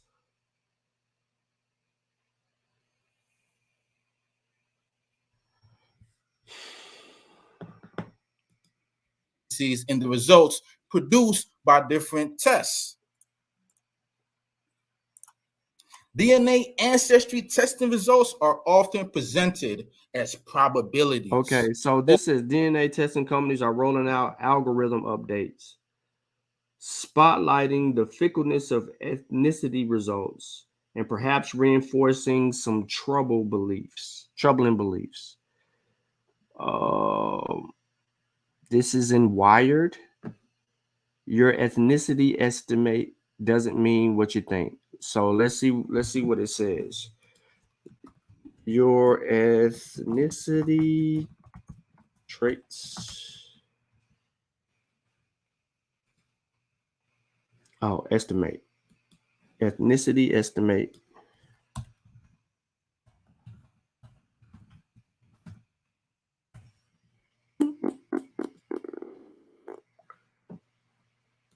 Doesn't mean what you think.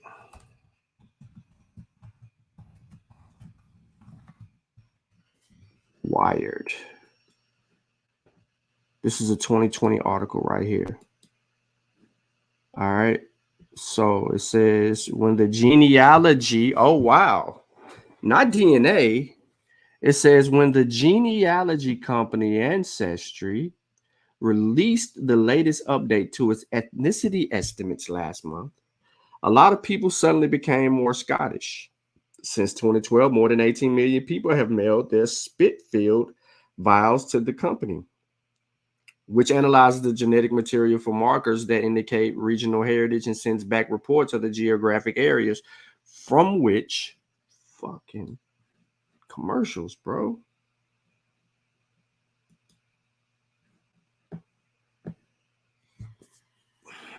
Customers' ancestors' held broken down in percentages. The revision of the estimates elicited elation, panic, and no small amount of confusion. Great understanding of why I like whiskey, tweeted the customer. Yes, crowd another.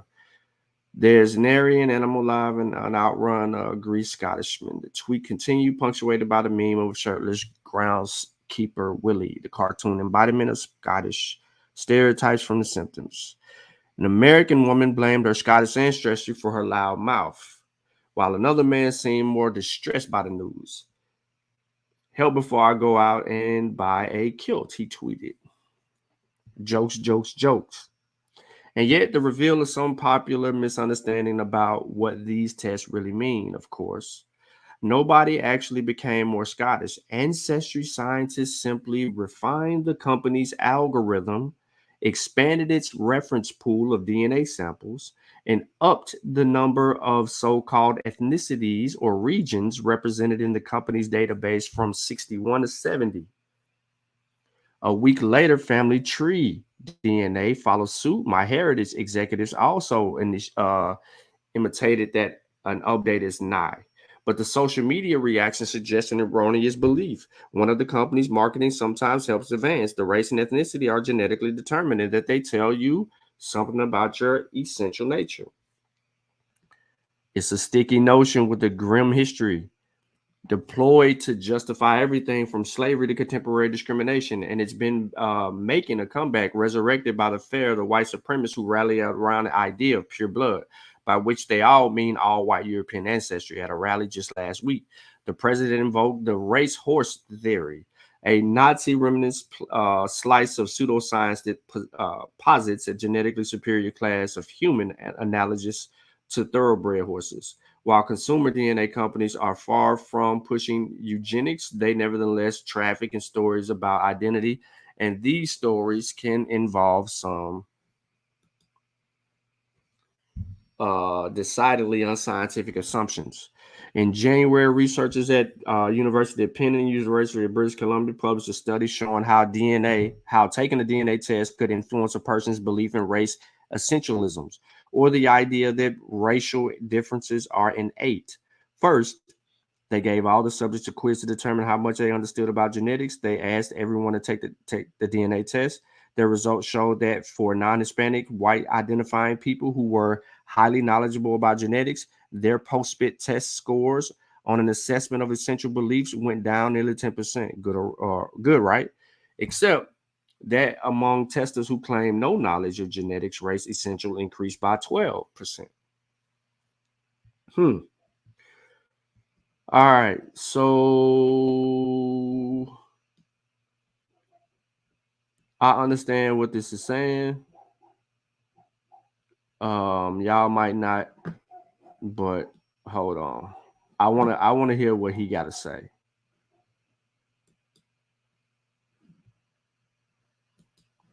Or estimates, which can be subject to interpretation errors. Not to mention, they rely on algorithms to analyze DNA data. Also, the quality and quantity of DNA samples and the statistical models used can all affect the accuracy and reliability of the results. But okay, so back to the source. That is nowhere in the source. What he's reading from is nowhere in the source.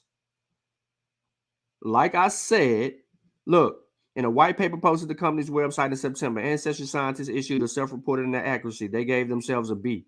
Using sampling reference panel, those ancestors already knew. They ran the DNA through the algorithm to see if it would assign each person to correct region. They found the algorithm to be correct 84% of the time on average.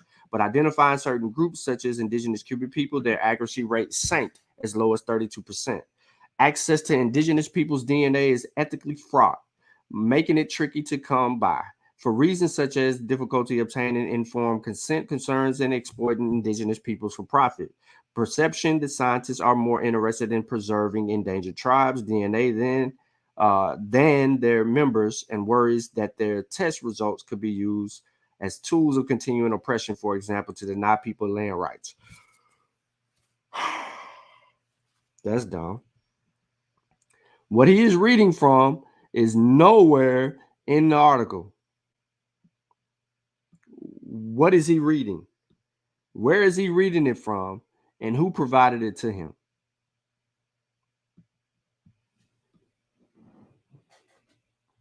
This article does not say what he is saying. It doesn't go against DNA at all. This article does not go against DNA at all.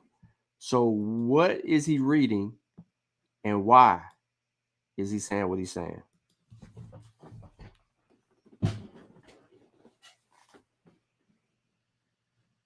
My bad.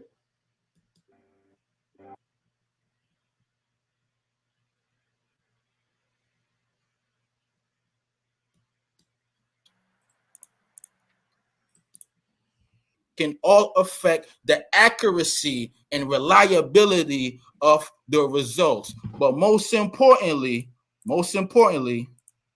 genetic ancestry testing companies do not test fossils to determine an individual's ancestry. This is what the debate is about. Okay.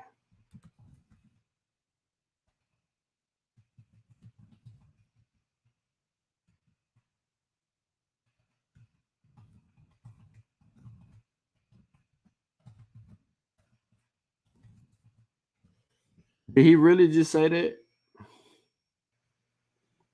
What y'all think they did in Egypt when they uncovered those bones? What you think they did when they found 9,000-year-old bones?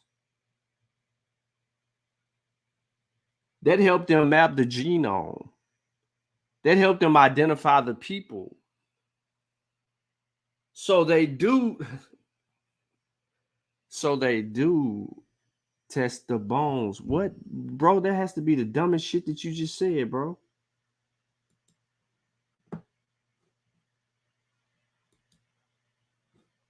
Results. But most importantly, Genetic ancestry testing companies do not test fossils to determine an individual's ancestry. This is what the debate is about tracing your ancestry. Genetic ancestry testing relies on analyzing DNA samples from living individuals to identify genetic markers. Living people that they believe, they assume are associated with particular geographic regions or ethnic groups. Leave it up to these pseudos, they will lead you to believe that they actually testing your DNA with ancient occupants of said area. No. What?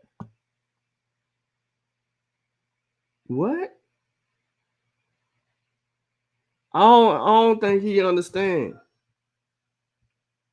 I don't think this. See, this is what I mean. No, that is not what's happening. They're testing your DNA with the people living there today in 2023. That is not true, ladies and gentlemen. Why would they test the DNA of the people that are living there today? So when they went into Egypt and extracted DNA from those mummies, the people that were living there today were not the people that were living there a while ago. This is what we have evidence for, right? So for him to assume such a thing is crazy. Now he has this source on the screen called genetic astrology. What the fuck is genetic astrology? When ancient DNA meets ancestry testing. This is astrology is a pseudoscience.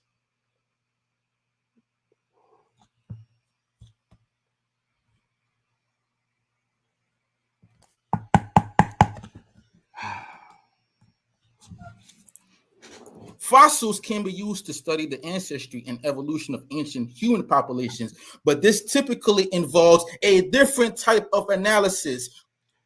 Again, why does he have this source on the screen and then he's talking about something else?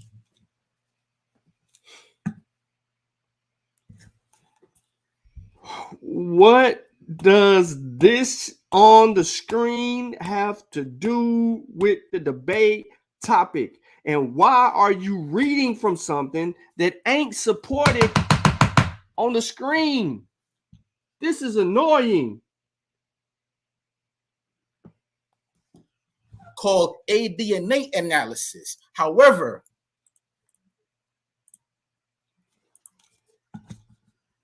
ancient DNA analysis. So is he insinuating that the source he put on the screen is going to say this? Because I'm finna fucking look. Genetic astrology. Whatever the fuck that is.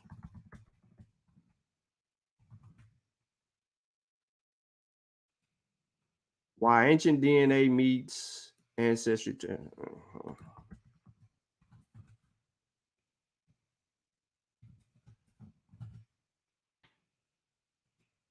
When ancient DNA meets ancestry testing.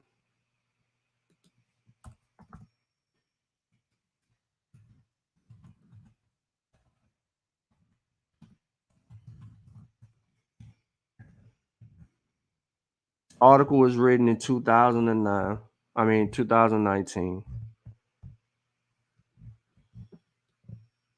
Just so everybody know I got the right source on the screen. So now let me see if I can find where this guy was on the source.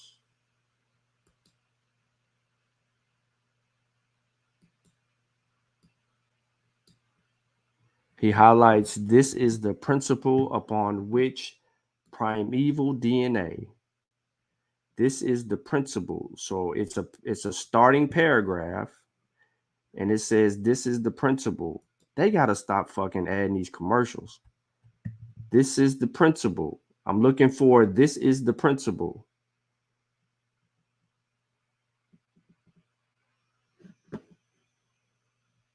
I'm blocking, motherfucker. It says this is the principle upon which the primeval DNA test is marketed. This is the principle. The company DNA Consultant has launched the Primeval DNA test, which claims the world's first available DNA test. Let me show y'all something.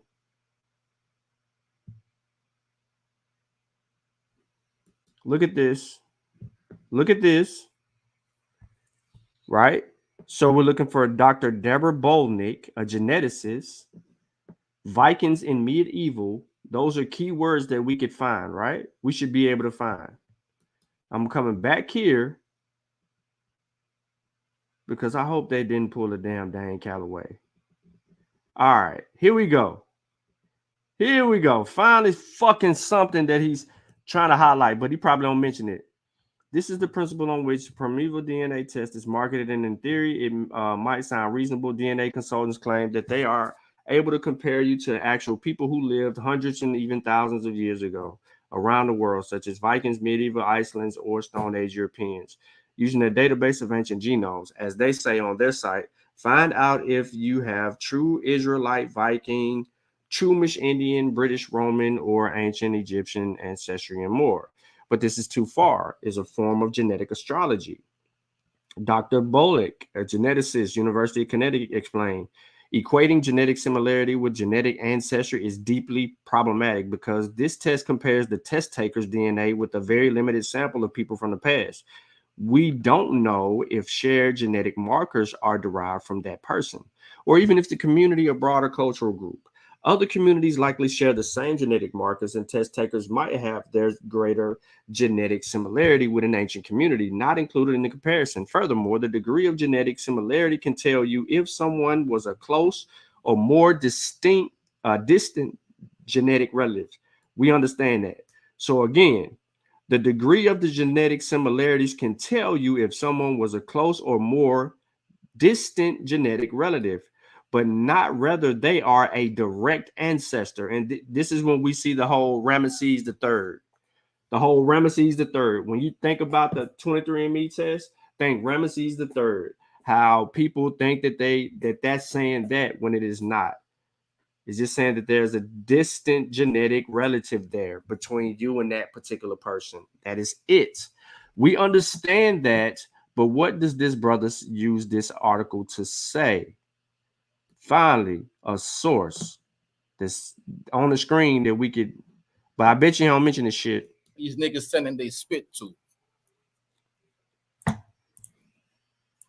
Should be used to study. Ancient DNA analysis is a highly specialized and technically challenging field. Told you, he don't even read the motherfucking source, yo. Why is it highlighted and why is it on the screen? Why is it highlighted and why is it on the screen, yo? I'm like losing it. Like I'm out of patience with this brother. This is why I can't do stupid. Field. Also, it is definitely not offered by these ancestry testing companies that these niggas sending they spit to. So there you have it. Scientists attempt to trace haplogroups by who has it today. Keyword today. DNA is speculative when it comes to tracing your ancestry because it does not, and I repeat, does not prove migration throughout the expanse of human history. DNA in the way that YK and the rest of these trans Africans utilize it is speculative. It's conjecture. It's not, most importantly, scientific. And it's guesstimation, it's inaccurate, it's probabilities. It's rooted in scientific racism, political agendas, historical and empirical fallacies meant to drive. Where was the evidence to support that? He's making more claims. Where is the evidence for that? The people away from who they truly are, inhabitants of the land they were born in. Like my man Alabama says, I yield the floor, and I'll close with that. Shout out to Zabb, man. Shout out to everybody in the building, man. That's a nice round. Solid third round, man. Hella haymakers in there, man. What the fuck is that sound? Hey, man, is that you? Rumbling, what the fuck you eating chips and shit, man? Jump off and come back on. Yo, my bad. Yo, you can hear me? Yeah, boy. What the hell you got going on? You got a shit in your pocket, boy.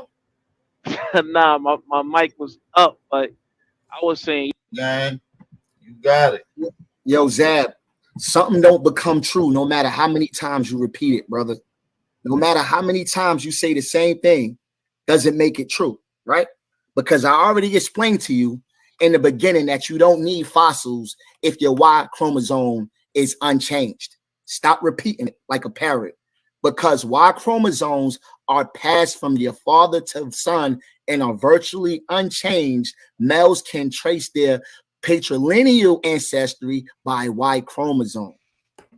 So if you find somebody that's in Africa with that same genetic makeup, you know that your ancestors is there and not in America, because there's no evidence that you can pull up of Africans being here before them. Now, this is what I'm going to do, right? I'm not going to talk and say and quote these Forbes, because Forbes is not a reliable source. I think we need in a community information literacy. All right, so real quick, YK is unaware that I think he was listening and not looking. What I mean by listening and not looking is because he was trying to listen to hear the claims to refute the repeated junk that was being said, versus looking to see if the source that he put on the screen substantiated it. The Forbes source that he put up on the screen, it didn't. None of the sources that he showed us were supportive of anything that he actually said. And that was a huge problem. And let's listen. Class, so we can teach our brothers, our Aboriginal brothers, how to do proper research. All right. So now my DNA backs up my genealogy. So when you talk about migration, I'm about to put you in a bag for the last 6 minutes using my genealogy with my DNA.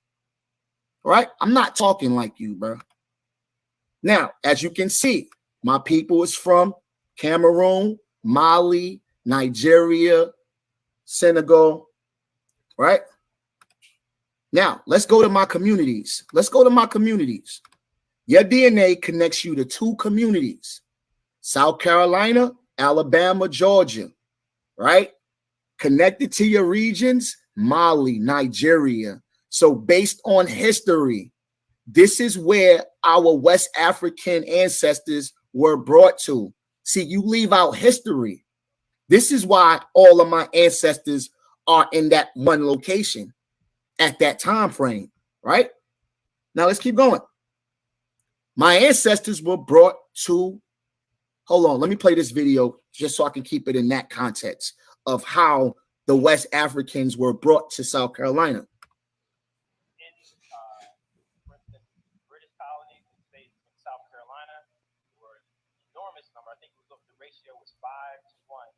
Enslaved Africans to whites in South Carolina for a very long time during slavery. Rice and indigo was the big crop. In Virginia, it was tobacco. These were major cash crops. We can barely hear it, brother. If you can please run that back like 30 seconds or to the beginning, I'll give you grace time. Just can you hear it? South Carolina. Can y'all hear it now? Enormous. There we go. 5-1 enslaved Africans to whites in South Carolina for a very long time during slavery.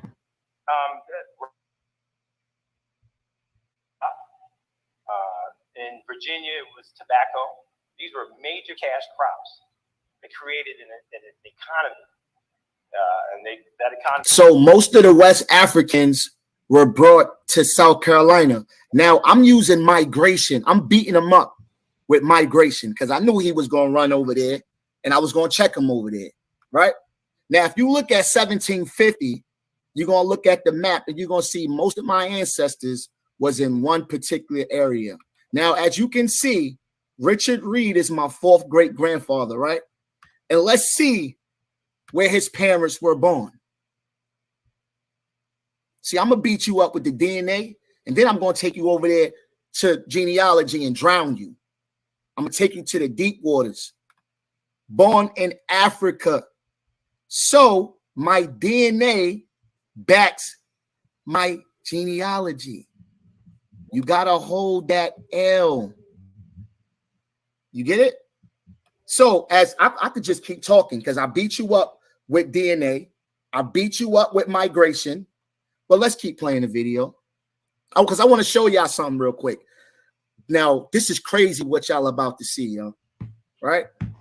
Now, take a look at this as I click it. As I go to each year, we're going to go from 1750, right? And then we're going to see how my people just scattered all throughout the U.S. Now we in the 1800s. Now we in 1825. You're starting to see them go up to the north. Well, they're going to go up more to the 1900s. Now, let's pause right there. Let me read that. Because that's what I was supposed to do. Now, it says right here, South Carolina plantation. While enslaved people on the upcountry cotton plantation labored from sun up to sundown, low country rice plantation worked under a system. Let's skip that. It said on a coastal plain and tidal barriers, islands, enslaved people from diverse Central and West African ethnic groups gave rise to the Gullah. So most of my people was on those rice plantations in the low country. And that's exactly where history say they come from. I even found in my genealogy, one of my ancestors, 2 of my ancestors was born in Africa. All right. So I beat you up with DNA.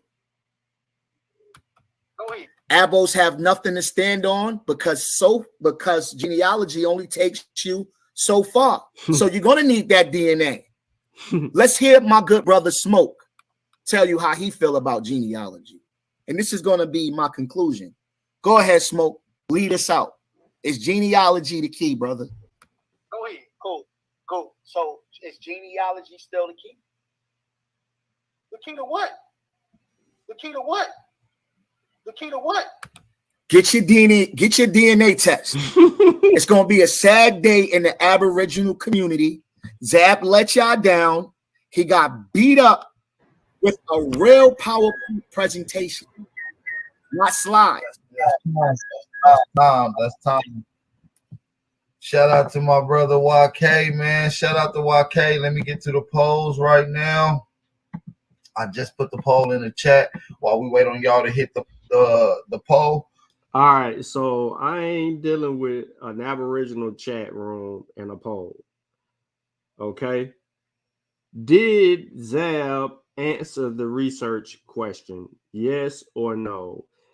If you're in the chat and you're tapped in, did Zabb deal with the research question? Yes or no? Did he prove the DNA was a hoax? Did he prove that it was a waste of time? Did he prove that it cannot show ancestry, right? Whatever he said at the beginning, which we all forgot what he said at the beginning, did he prove that?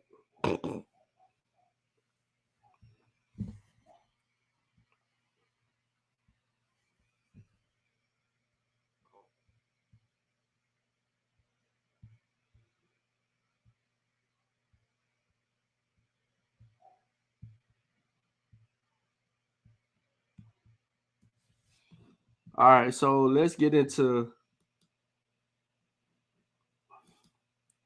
get into a couple of things real quick. Now, I provided everybody with 11 sources, okay? 11 sources for people to actually to understand, right, in this article. So real quick, I just want to kind of throw something out there. How diverse are we? Perhaps the most widely cited statistics about human genomic diversity is that any two humans differ on average at about 1 in 1,000 DNA base pairs, 0.1%. Human genetic diversity is substantially lower than that of many other species, including our nearest evolutionary relatives. Hold on one second. If you don't turn that down, you shouldn't even be on it. All right. So, including our nearest evolutionary relative, the chimpanzee. The genetic diversity is a function of population age, i.e., the amount of time during the mutations accumulated to generate diversity and its size.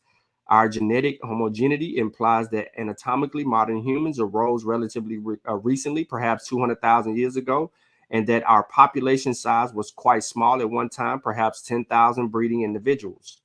To put the 0.1 genetic diversity estimate into perspective, it is useful to remember that humans have approximately 3 billion base pairs in an haploid cell. Thus, any pair of useful information about the evolutionary history of our species. In addition, the small proportion of differences that occur within the genes can lead to critical inferences about the effects of natural selection.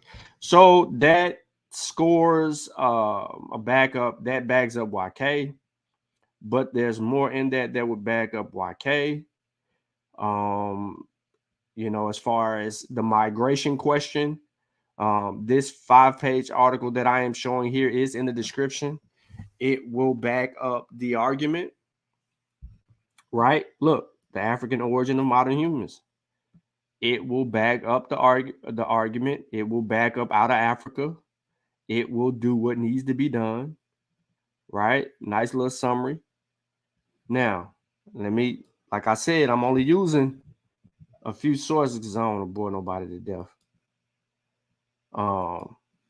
Now, this is called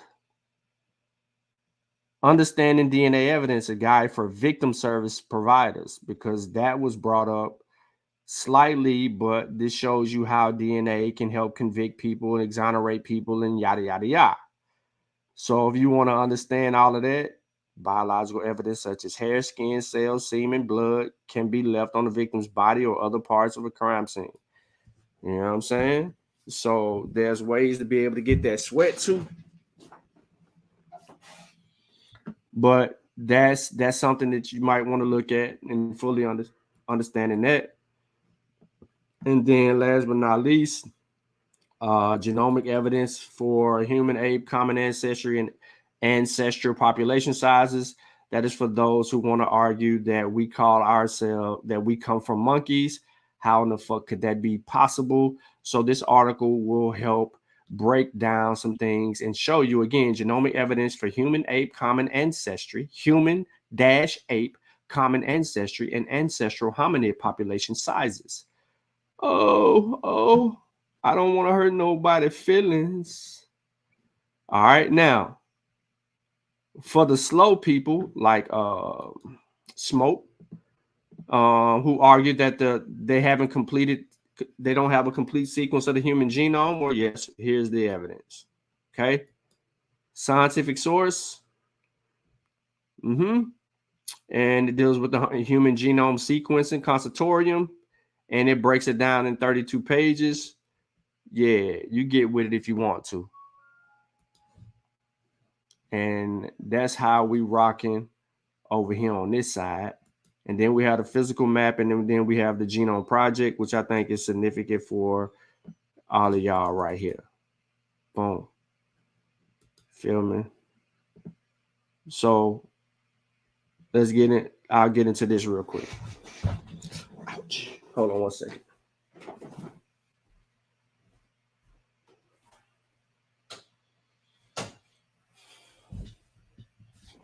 All right, the human genome contains more than 3 billion DNA base pairs and all the genetic information needed to make us. The human genome was first mapped and sequenced over a period of 13 years from 1990 to 2003.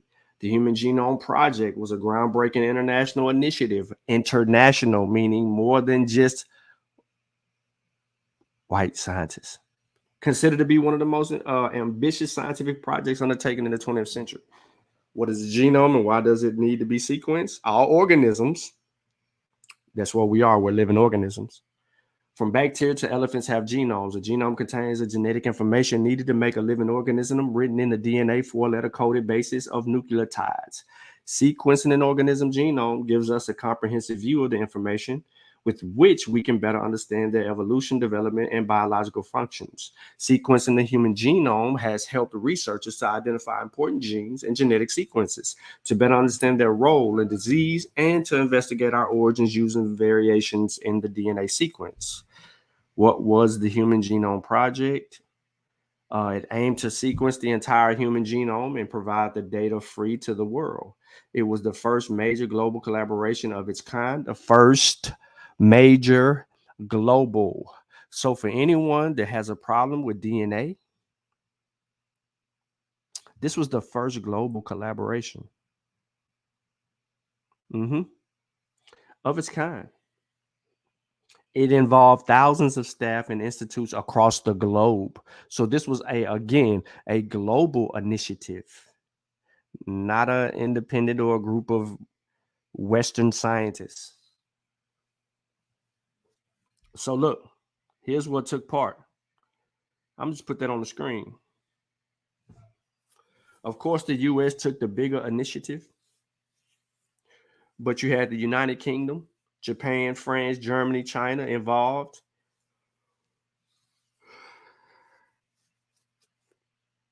Few others.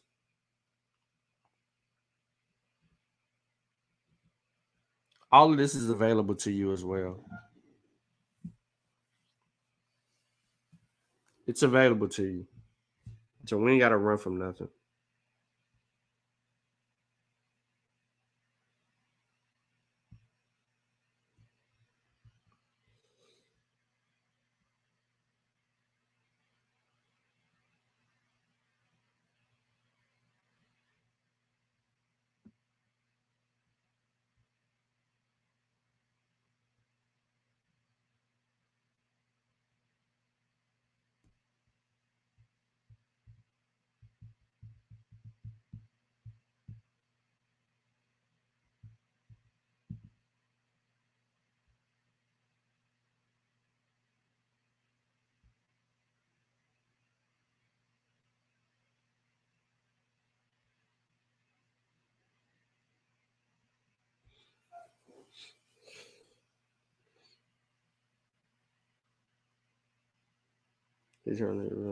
Okay.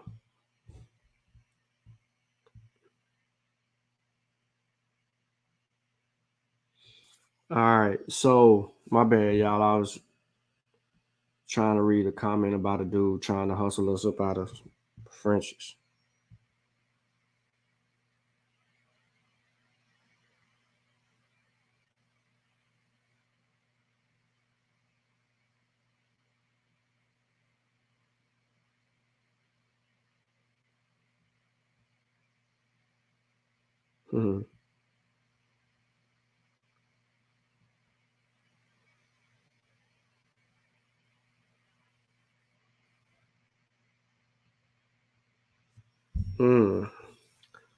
Why would we do 2 for 10, bro? That don't make no sense.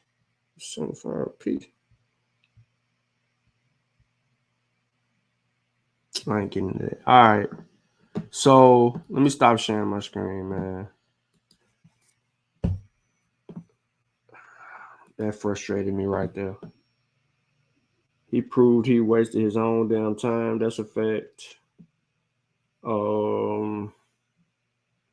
I agree with Keisha.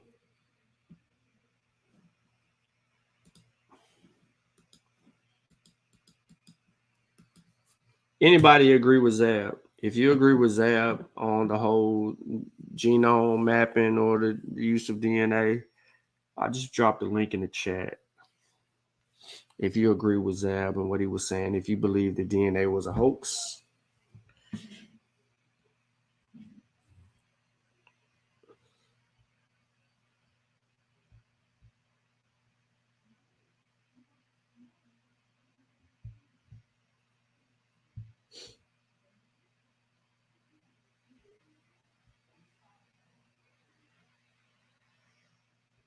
Harry Belafonte died. Damn. It's messed up. Why that ain't trending there? Well, man, dude was important.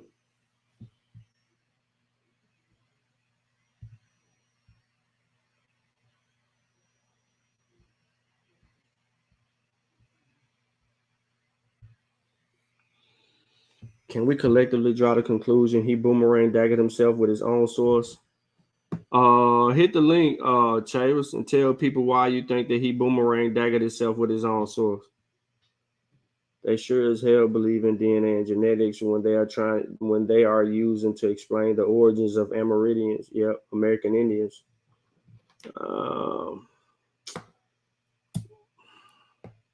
I still don't know what is the end game. What do they hope to accomplish? Well, the end game is the initiative is to run up the bank, the money. That's the end game.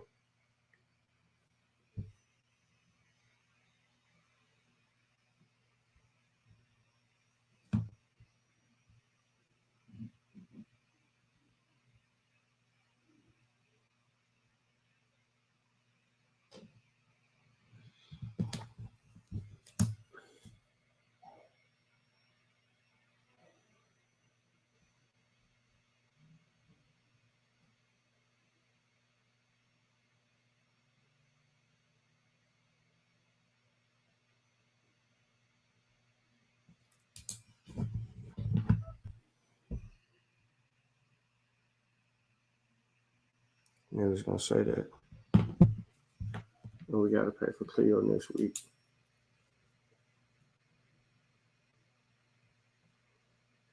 So really it's 222. 222 6.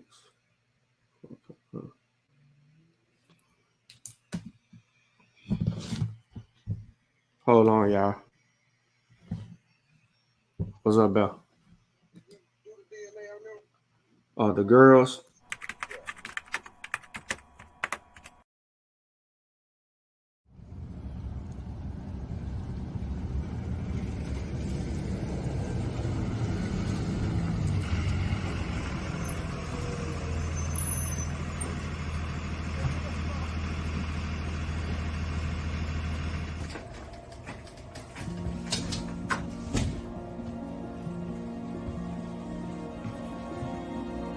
Baby, how was school today?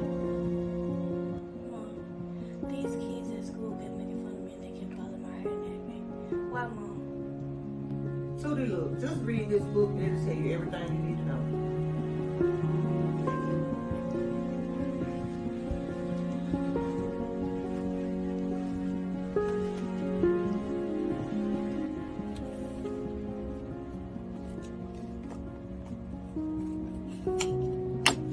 There's another N-word we throw around in and out of the black community called nappy. We have taken that word like the other N-word, nigger, and made it a word of adornment. I have heard the word nappy my entire life, which was used to insult, degrade, and hurt someone. This word is a derogatory term that was used in our ancestors to insult people. Available now. I love myself. Same tree, different brand. I hope you love yourself, because love is only love when you love somebody else.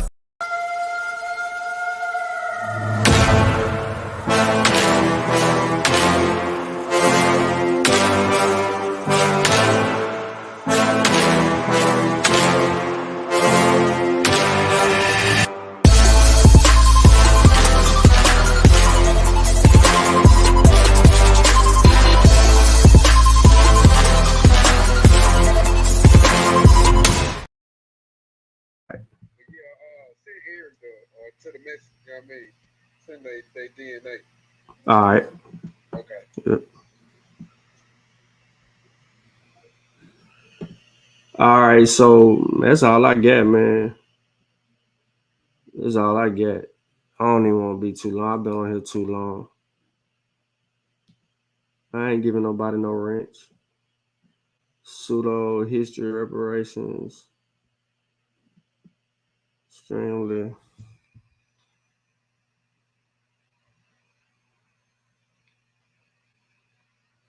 Show me, don't say this. All right, so Zabb, where's Zabb at?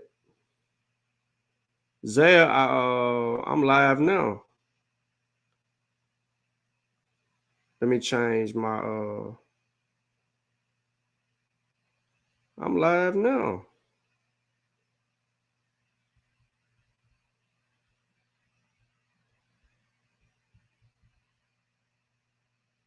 No source you shown, bro.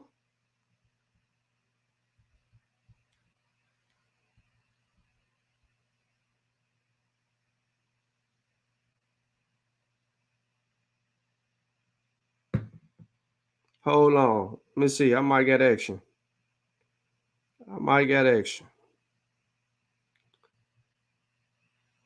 See, what's the name of them? They not subscribed to this channel. They ain't subscribed to this channel. So, you know what I'm saying? He don't want this smoke, bro. Not with me. He don't want it with me.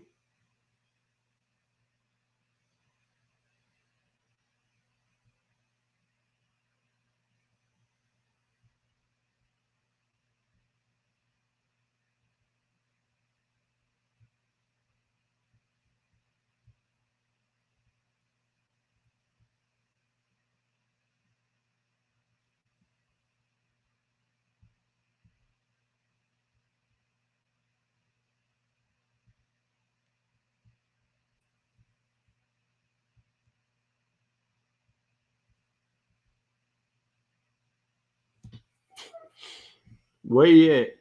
If y'all know Zabb, you know what I'm saying? Tell him. Like, I'm live, bro.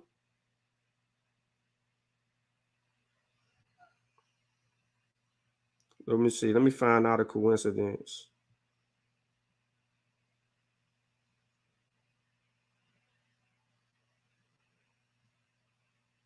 Hold on, y'all. Eric ain't asking for DNA, though.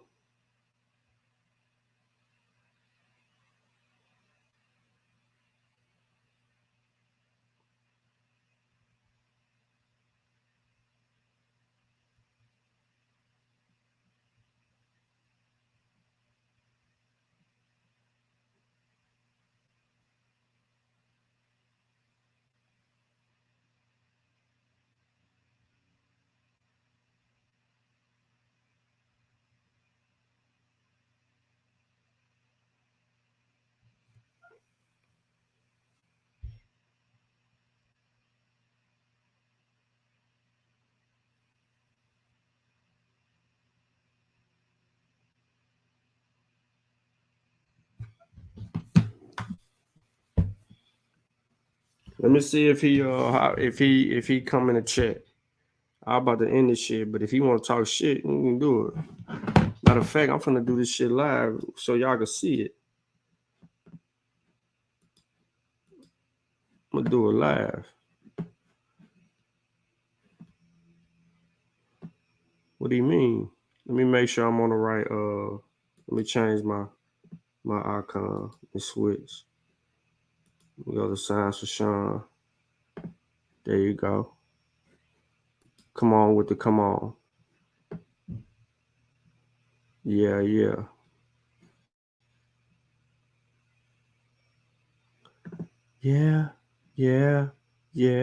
Oh yeah. Hold this L.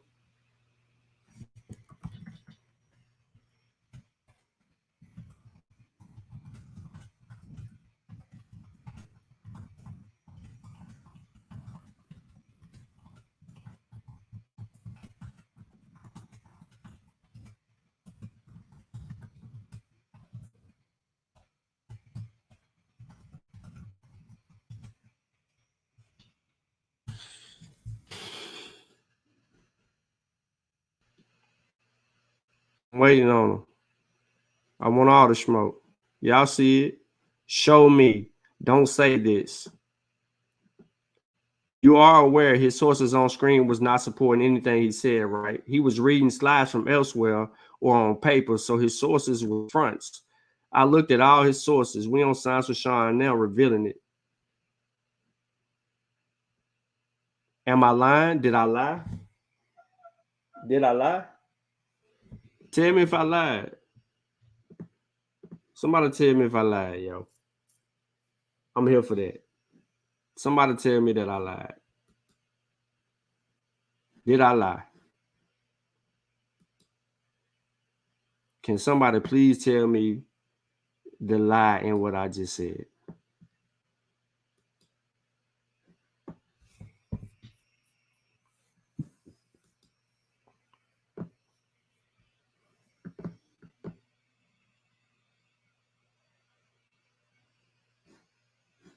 I'm waiting on somebody to tell me if I lied.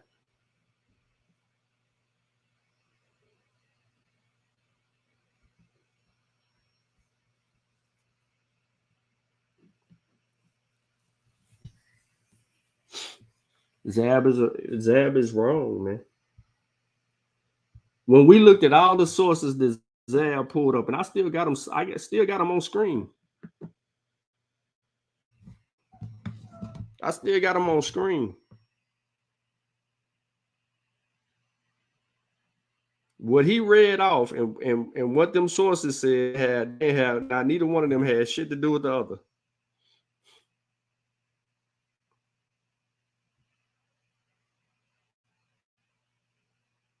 So let's see if he come back in here. Keisha, we know you kidding.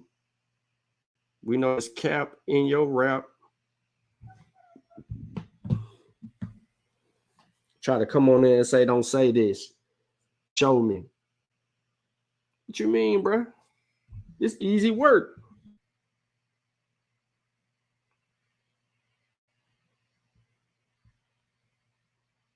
It's what we do for a living. It's easy work. Zabb, come on now. I know you got to be in here. You got to be in here now, bro. You got to be in here now.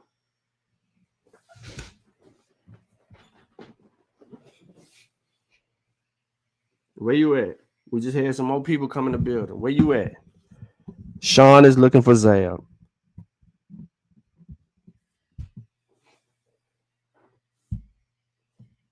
If he want to get embarrassed, I'm finna embarrass him. I ain't gonna argue with him. I'm just gonna embarrass him. Show me in the source where it says this. Matter of fact, let me cue my shit up. Let me cue my shit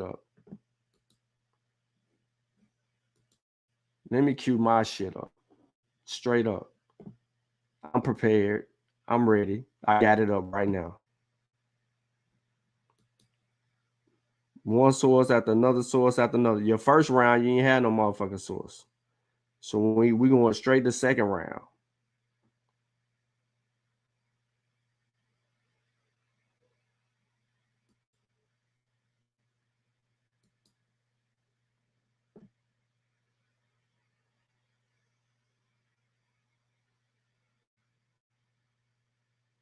Who is this? Who round is this?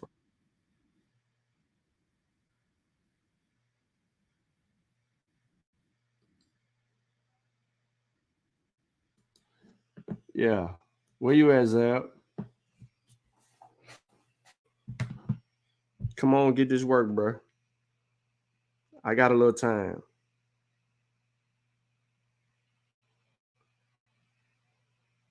Where you at?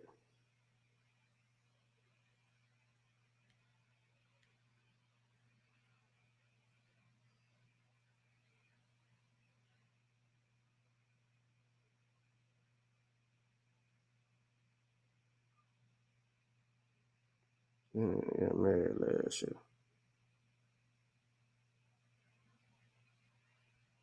That boy Caleb got suspended today for fighting. I ain't said nothing to him. He gonna get this smoke though.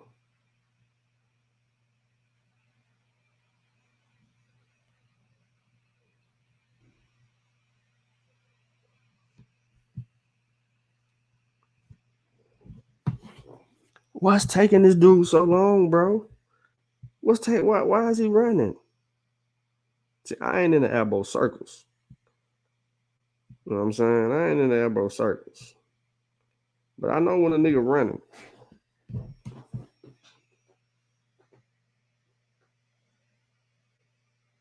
I know when he running.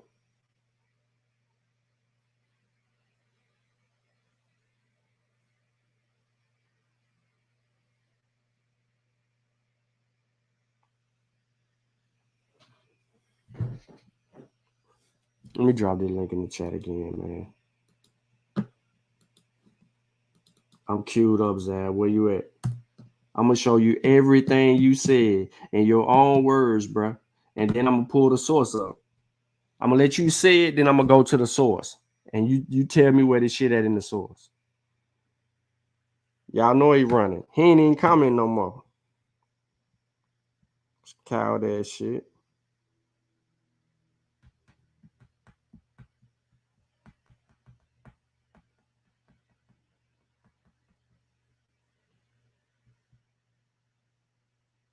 It's bull junk.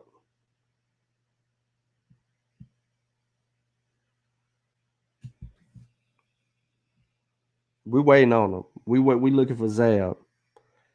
We put an APB out on Zabb. We put an APB out on YK. We put an APB out on Not a Coincidence.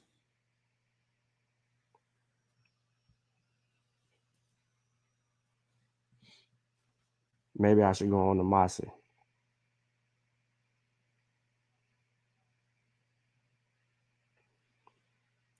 Crank up the Mossy. I think that's what I'm finna do. I'm finna take my talents to the Mossy Warrior YouTube channel. Coming right back talking ish. Yeah, I think that's what I'm gonna do. Cause he hadn't. Ho. You gonna get this work. You gonna get this work, nigga. I killed you. Hold up. You gonna get this work.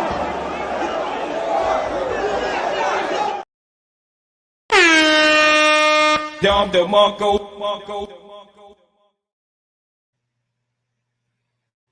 Bang, bang. Dom the Monko.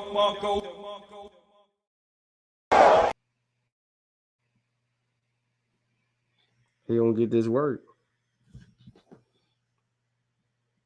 Said must be still using AOL, Abos online. Facts. Let me check. Let me see. Hold on, y'all. Checking. Man, Yoki. Boy, y'all know who Yoki is. I know Sutek know who Yoki is, but anybody else know who Yoki is? Boy. Yums.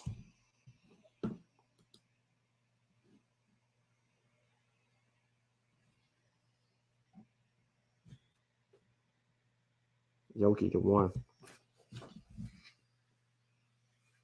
Okay, so he ain't showing up, man. I'm about to take the show to Mazda Warrior Clan YouTube channel. See if we can get some traction and some smoke. I think oftentimes when people hear me and see me, they think that I'm a fool. They think that somehow or another I've lost my mind, that I'm not down with the in crowd. They've said that nobody would love me and that I'm an outcast. But let me say this here now.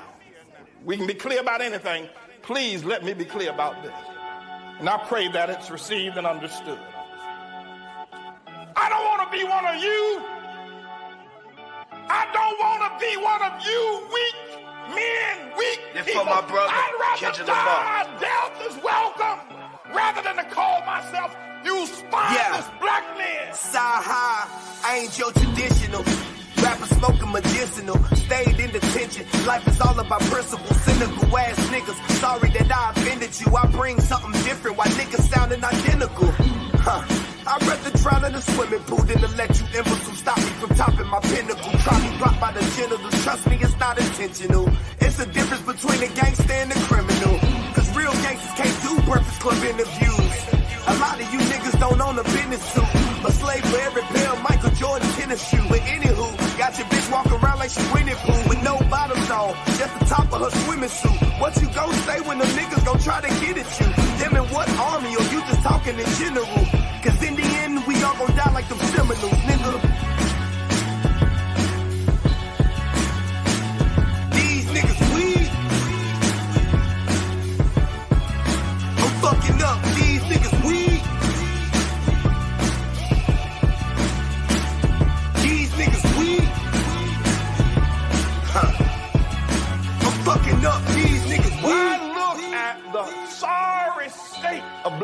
happening in America today. The destruction of the family, the loss of integrity. When as a young boy, black shot down every day for years without stopping, when I look at what we are as black people, I'd rather be dead than to continue to live against such. Y'all ain't trying to start a revolution.